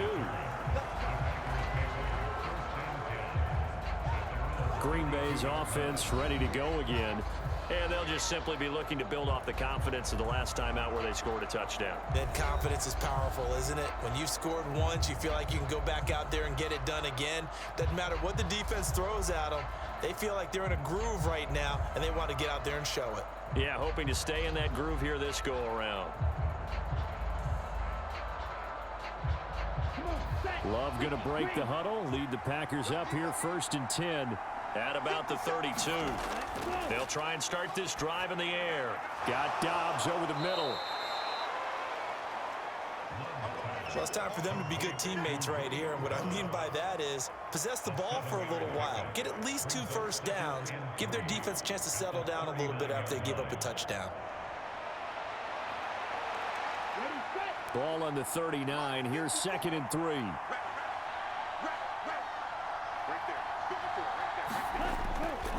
Love going to give this one to Jones. And that play went nowhere. Losing yardage. It'll be back at the 36. It'll be a loss of a full 3 yards there, and it also brings up 3rd down. I like the strategy. Extra tight ends, extra beef. They want to run the football, but that means they probably want to run it inside. If you get strung out on the perimeter, you're in peril. Yeah, we saw the result, negative yardage.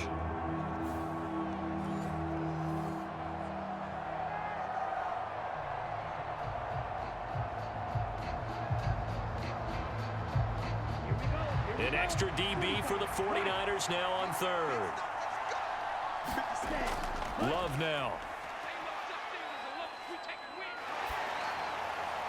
Now throw on the run, but that's going to be incomplete.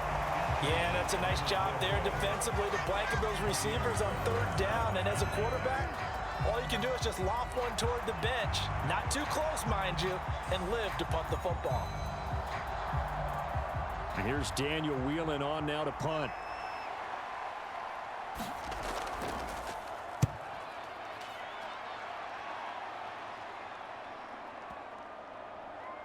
And a great job on special teams to down it, as this will be marked out inside the 5-yard line.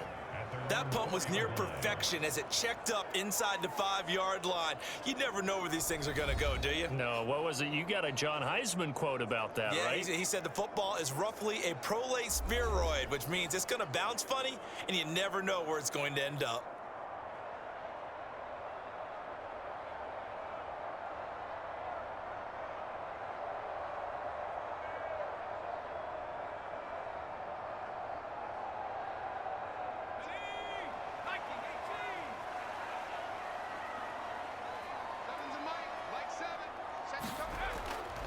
They start on the ground with McCaffrey.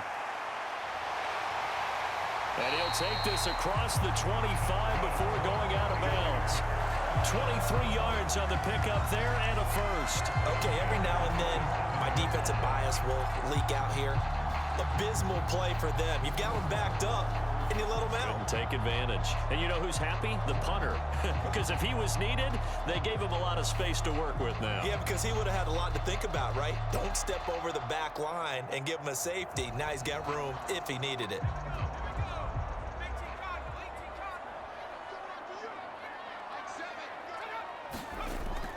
They go play action here. Purdy. And got his man complete. And he's going to be out of bounds, but not before he takes it inside the 40. 34 yards to gain that time, another first down. Well, he worked his way quite a bit in this first half, and with good reason. You can see it there. He is such a handful defensively, just too hard to keep him under wraps, and delivers a big play here for this offense.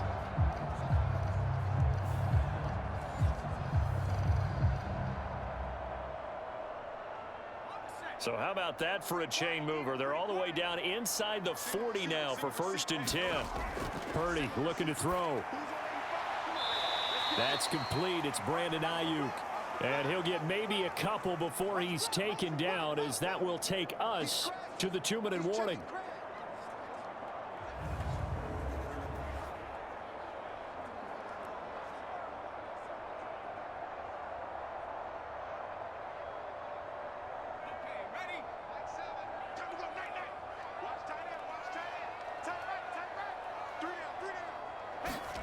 Back to throw, Purdy.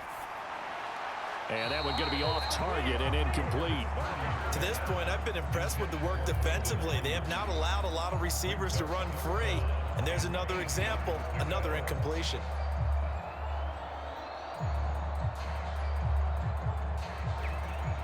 So 3rd down, they need to get to the 28 for a first. Throwing here, Purdy. He's got his target. That's complete. And a good tackle there right around the 30. Stops him short of the first down. The Packers going to use one of their timeouts as they'll head to the sideline and talk over what to do next.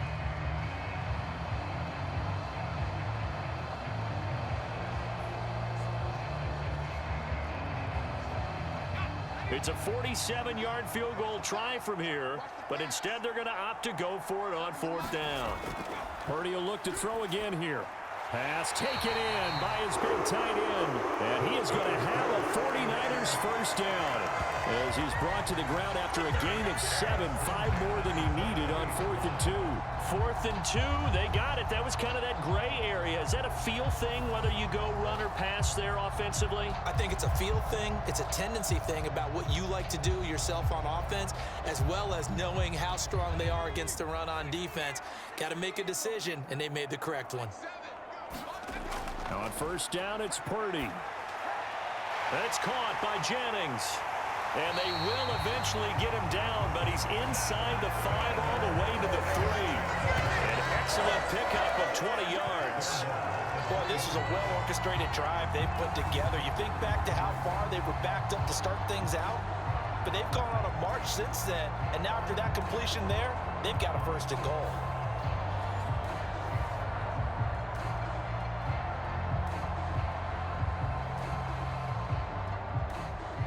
They've got 3 tight ends here on 1st and goal to add some extra mass. Play action. Now Purdy. And he is going to go down. Back at the 11-yard line. The 49ers now going to use the first of their timeouts as they get the stoppage with a little over 50 seconds to go in the first half.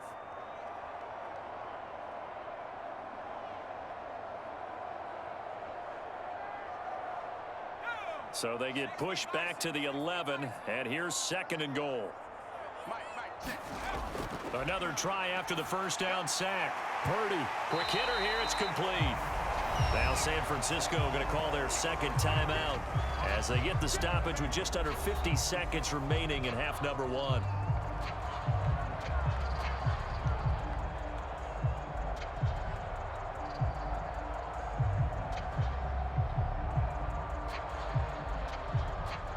This drive started way back inside their own 5. Now they're looking for the capper. 3rd and goal. Back to throw. Purdy toward the end zone, but that's going to wind up incomplete. Boy, such a good drive. You'd hate to have it end in 3. Do you think about going for it? Absolutely. I mean, the fact that they've moved the ball so well should lead you to the decision that maybe we should go for it right here. Also, as a head coach, show some confidence in your team. Let them know you think they can go get it. And his kick here is good. And they take the lead here now at 10-7.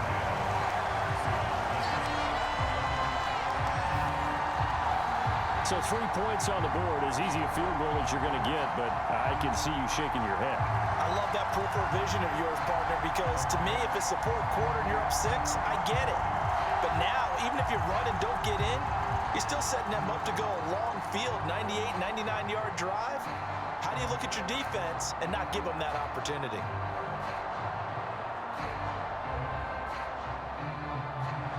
So following the touchdown, here's Moody back out to send it away.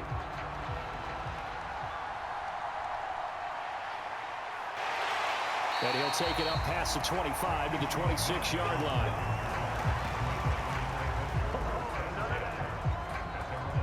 The Packers with a football here late in this first half. A slim deficit here in a one-possession game. Not much time left, obviously. We'll see if they can march this down the field, at least get 3 and take some momentum into the locker room.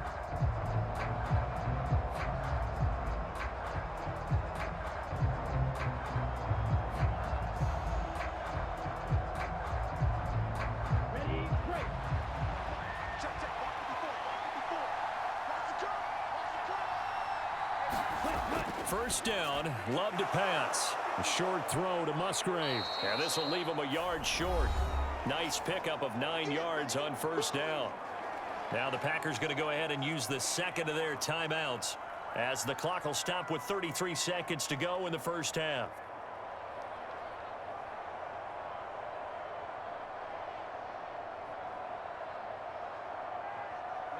Second down and a little more than a yard here. Love. And this one incomplete. Too much contact to hold on to that one, and it's third down. One thing you hope to see out of a rookie tight end is a real concentration when the ball's in the air, and I'm not sure that he didn't, but he has to be prepared for people making a play on it when that ball's up for grabs. They tried the throw on second down, unsuccessful. Now it's 3rd and 1. Here's Love. And that's going to be incomplete. The contact there enough to jar that ball free, and it brings up 4th down. That's an excellent job right there on 3rd down. Like any defense, you never want to let them get anything started, and that would have been a 1st down. Instead, you saw the contact on time, no penalty, and before this drive could get wings, it's 4th down.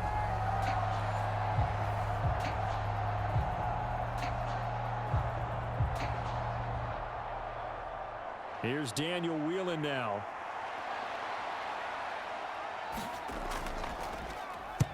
He's been a busy man here in this first half as he gets it away. A good kick, 48 yards, 4 on the return. And control of the football, switching hands with very little time remaining until the half. The Niners ready to go on offense for the final time of this first half. And leading 10-7, they may just want to get this to the locker room.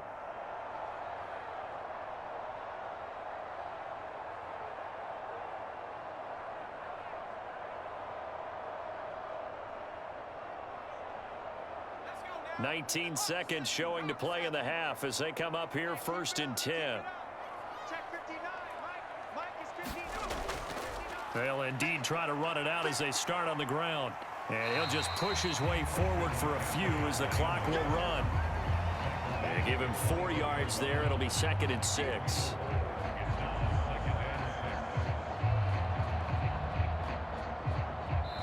So we've hit halftime here in Santa Clara with the 49ers out in front. Well, who needs a halftime? Am I right? Let's resume play.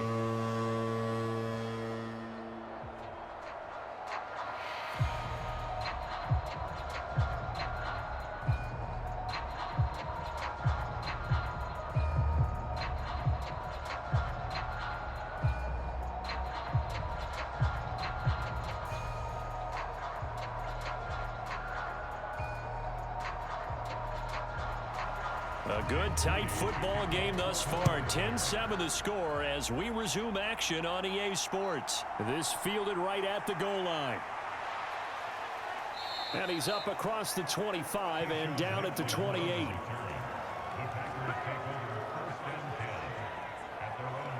The Packer offense ready to go to begin this 3rd quarter.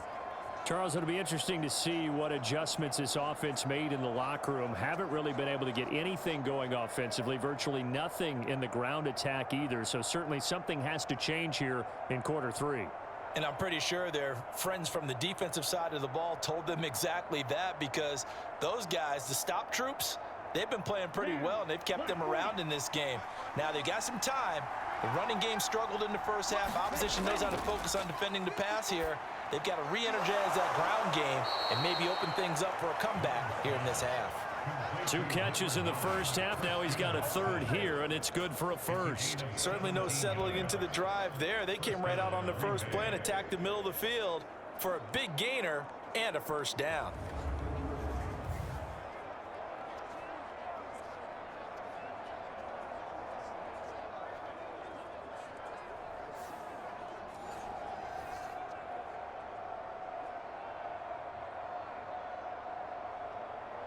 The big play to start him out has him at the 45 already.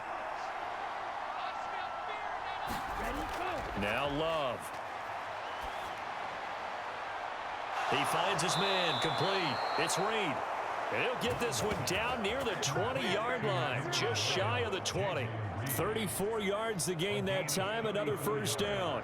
That's the kind of play this offense desperately needed. They've got to be saying, our defense has kept us in the ball game. We're down, but we're certainly not out. And maybe that was the spark that they've been searching for.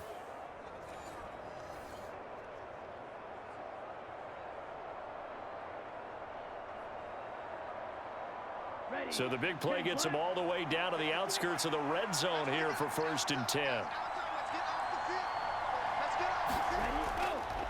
On the counter, here's Jones. And down inside the 15, shy of the 10. That's over 40 yards of movement with those last 2 plays. Would you say this offense is locked in right now? They're having no trouble on this drive. What is it, 3 plays, 3 first downs? Yeah, you talk about on the march. They keep this up, they'll get to that end zone real fast.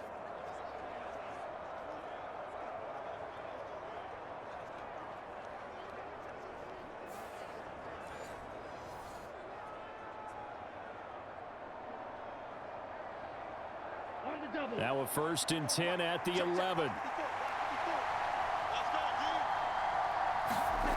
To throw now. Here's Love. Firing quickly here, and that's complete. That'll go for a gain of 7, and that will bring up 2nd down. So a decent gain there, but not their 4th consecutive first down like they had on the first 3 plays. You sound almost disappointed there. You want to fire the offensive coordinator on that one or what? They'd gotten into a rhythm. I thought they were just going to keep going. Well, almost a win for the defense, but if that's your win, you're not doing very well right now.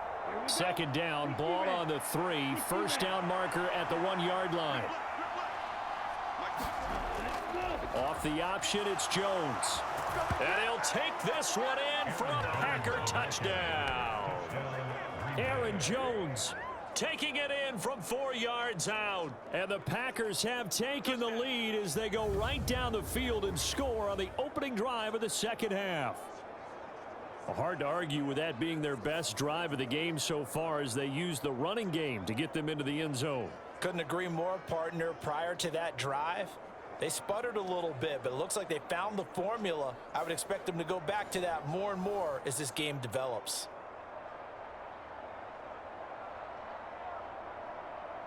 Now Carlson for the extra point.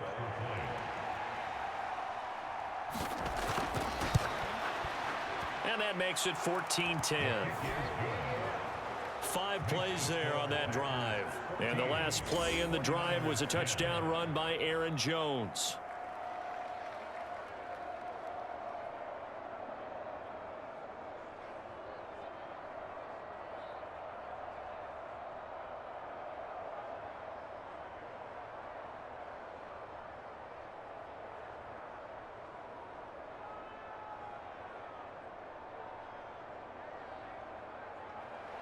So now Carlson, after the touchdown, called on to send this one away. Taken at the goal line.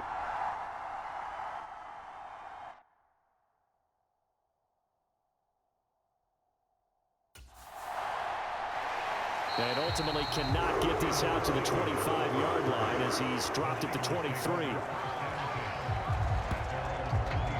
Here's a look at the 49ers offense as they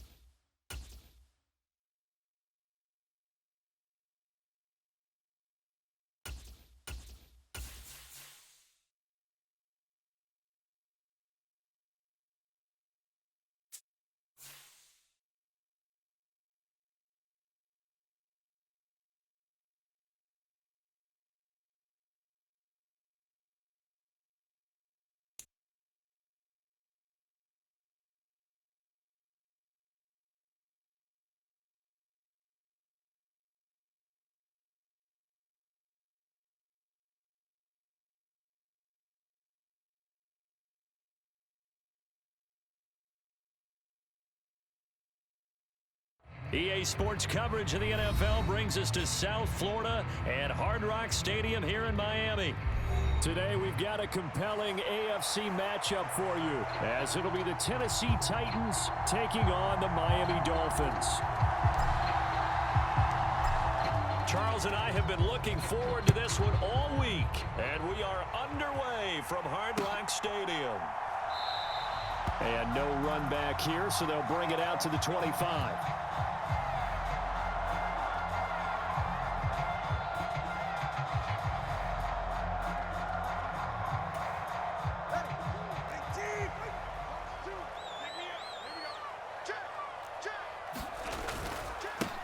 They'll run here with Raheem Mostert. Now he's loose down the left sideline. And finally down at the 32-yard line. A big play there on the first play of the game. 43 yards. So the big play changes the complexion of things. Here's 1st and 10 just outside the 30. Once again, it's Mostert. And some strong running there as he's down just shy of the 20 on the edge of the red zone. 54 yards rushing for him as he's got the afternoon off to a great start. Well, there's plenty of real estate for him to maneuver on that run, and let's face it, it shouldn't be a surprise. He's one of the better backs in the league. Had to come into this game with the idea, slow him down, otherwise it's going to be a long afternoon. Now a run on 1st down is not going to get off the ground as they will get him behind the line of scrimmage for a loss of 3. Well, they've had success on the ground on this drive, and that makes the defense more likely to overcommit to stop the run as they did on that play. But keep in mind, it makes them susceptible to play-action passes as well. Tagovailoa working out of the gun. And he's going to go down here, a sack. They push him back to the 34. Credit the sack there to Harold Landry. They'll talk about a rhythm breaker right there. They've been moving the ball well. Drive had started beautifully. That one's going to hurt. So now after the sack, Tua and the Dolphins staring at a 3rd and long. Watch two. You must be getting tired of seeing me. Under 10. Going to the air, Tagovailoa. This one complete to Jalen Waddle. It's a gain of 11, but they're still well short. It's 4th down. That's certainly playing down in distance very well by the defense, isn't it? Take whatever you want underneath by all means.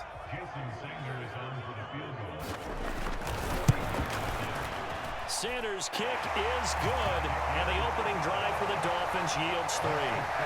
Even though they didn't find the end zone, they have to be pretty pleased with how they moved the ball on the ground because we know that that was one of their big goals in this game. And that really goes through the entire offense because when you're running the ball effectively, just about everyone's involved. It's not just the guy carrying the football. It's everyone blocking for him, both inside and on the perimeter.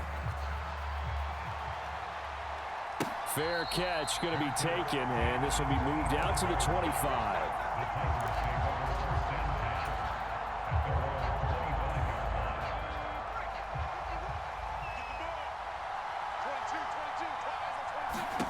First and 10, it's Levis.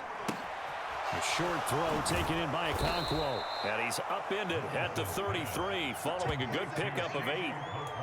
That's a staple of this offense. Drag route to the tight end. Yeah, he's unable to use his size to break off much more yardage after the catch, but still an effective gain nonetheless.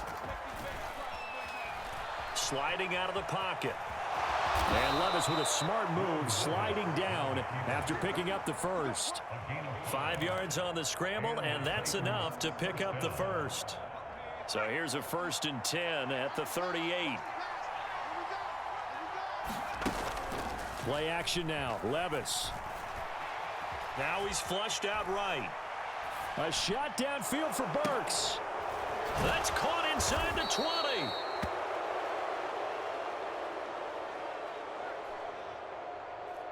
So the penalty rightfully declined. They'll keep the yardage on the completion. Still some disagreement by the defense, though, because he thought that was just good, strong coverage, and the contact's going both ways, so why is there a flag? In the end, though, doesn't matter. Still a completed pass. Flush to his right. And he'll be hit as he releases it, and that'll fall incomplete. different pass rushes are designed for different things. Sometimes you want to keep the quarterback in the pocket. Sometimes you want him to flush. I don't know exactly how this one was designed, but they made sure they moved him to his right. He got out of the pocket. Unfortunately for him, he was hit as he tried to throw the ball, and that resulted in an incompletion. 4 yards the gain, and it'll bring up a third down.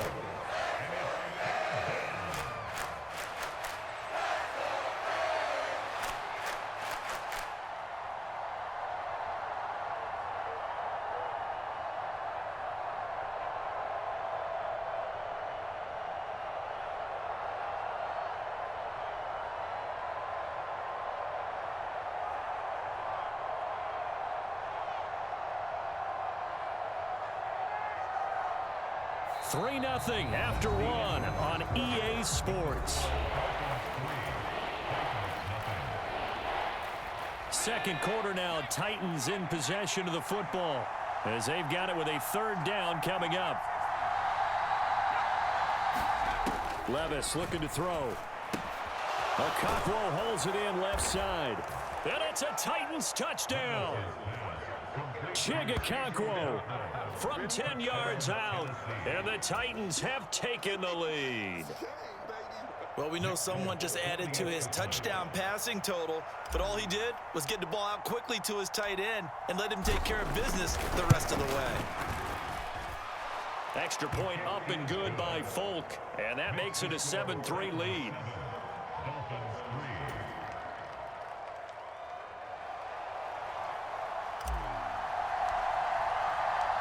The kickoff team on the field now as they will send this one away.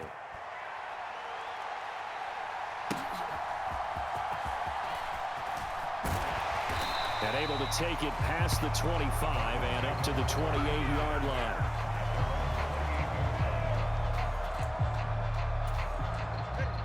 The Dolphins at the line ready for their next drive.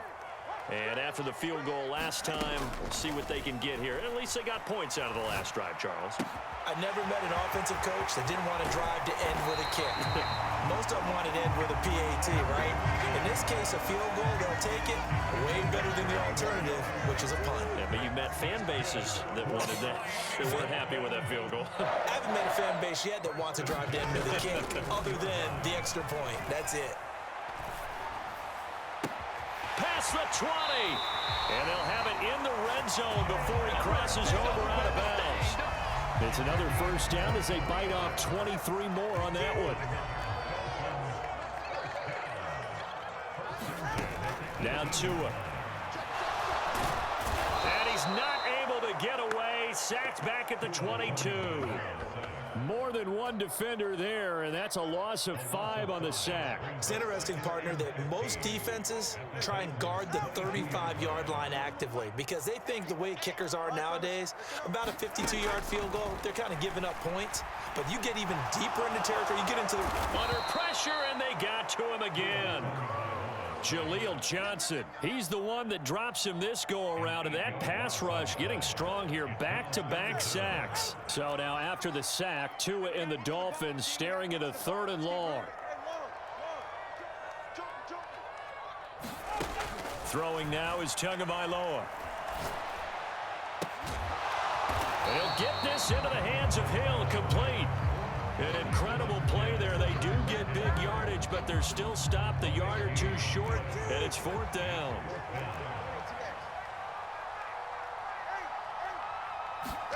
They're going for it. Here's Tua with it. Touchdown, Dolphins. Tyreek Hill on the touchdown pass from Tua. And the Dolphins' decision to go for it pays off with 6 points. Clanks it off the right upright, and it's no good.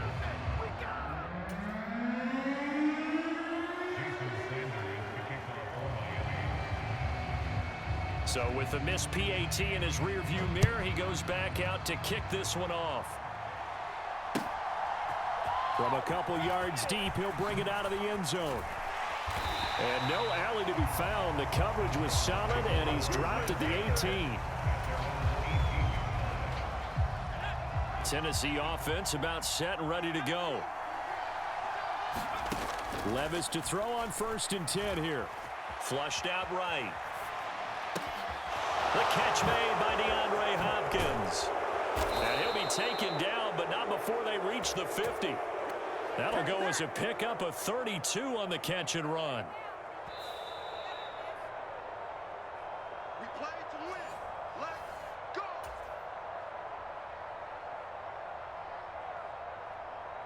Set. Mike 51. Watch the run. Watch that in. Watch that in. That is right. That is right. From the midfield stripe, they'll look to throw. Eluding the pressure right. That's complete once again to Hopkins. Still a few inches short of a first down as they come up now on second down. Levis to throw it.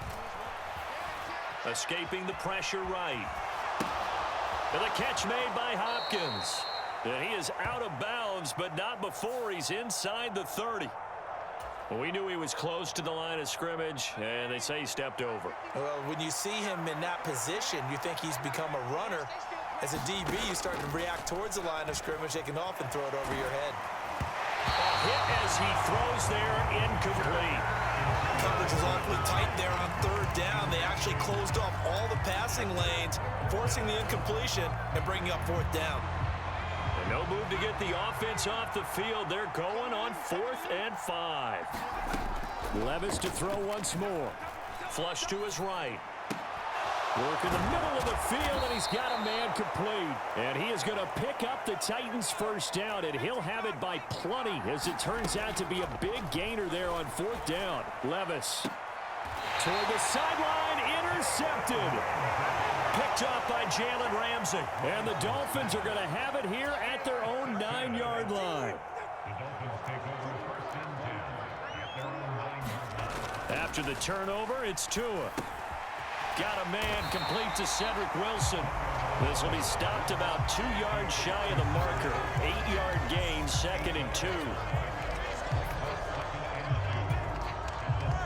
2 yards to go, 2nd down. Tua sets up to pass it. They set up the screen. Achane has it. He's got space past the 25. And finally down at the 41-yard line.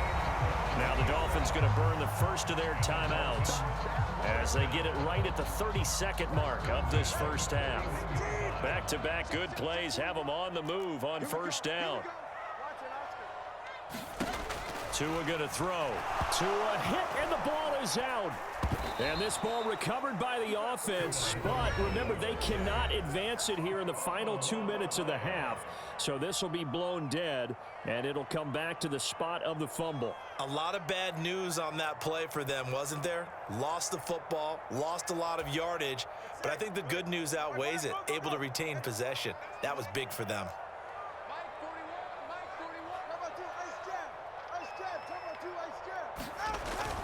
Now a play fake. Here's Tagovailoa. And that's caught inside the 35. And all the way in for a Miami touchdown. Tyreek Hill as the first half is winding down. And the Dolphins will extend their lead here just before halftime. This time the extra point up and good. And that makes this a 9-point game. The Titans going to use the first of their timeouts as they'll stop it with 13 seconds to play in half number 1.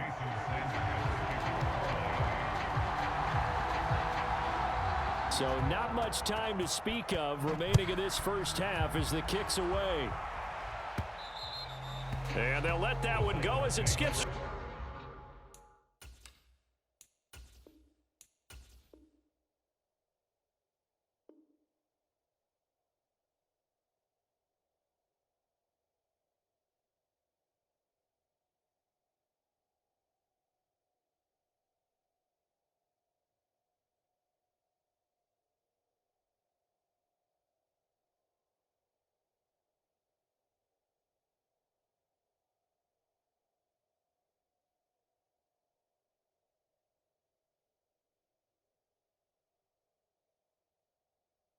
Through the back of the end zone for a touchback.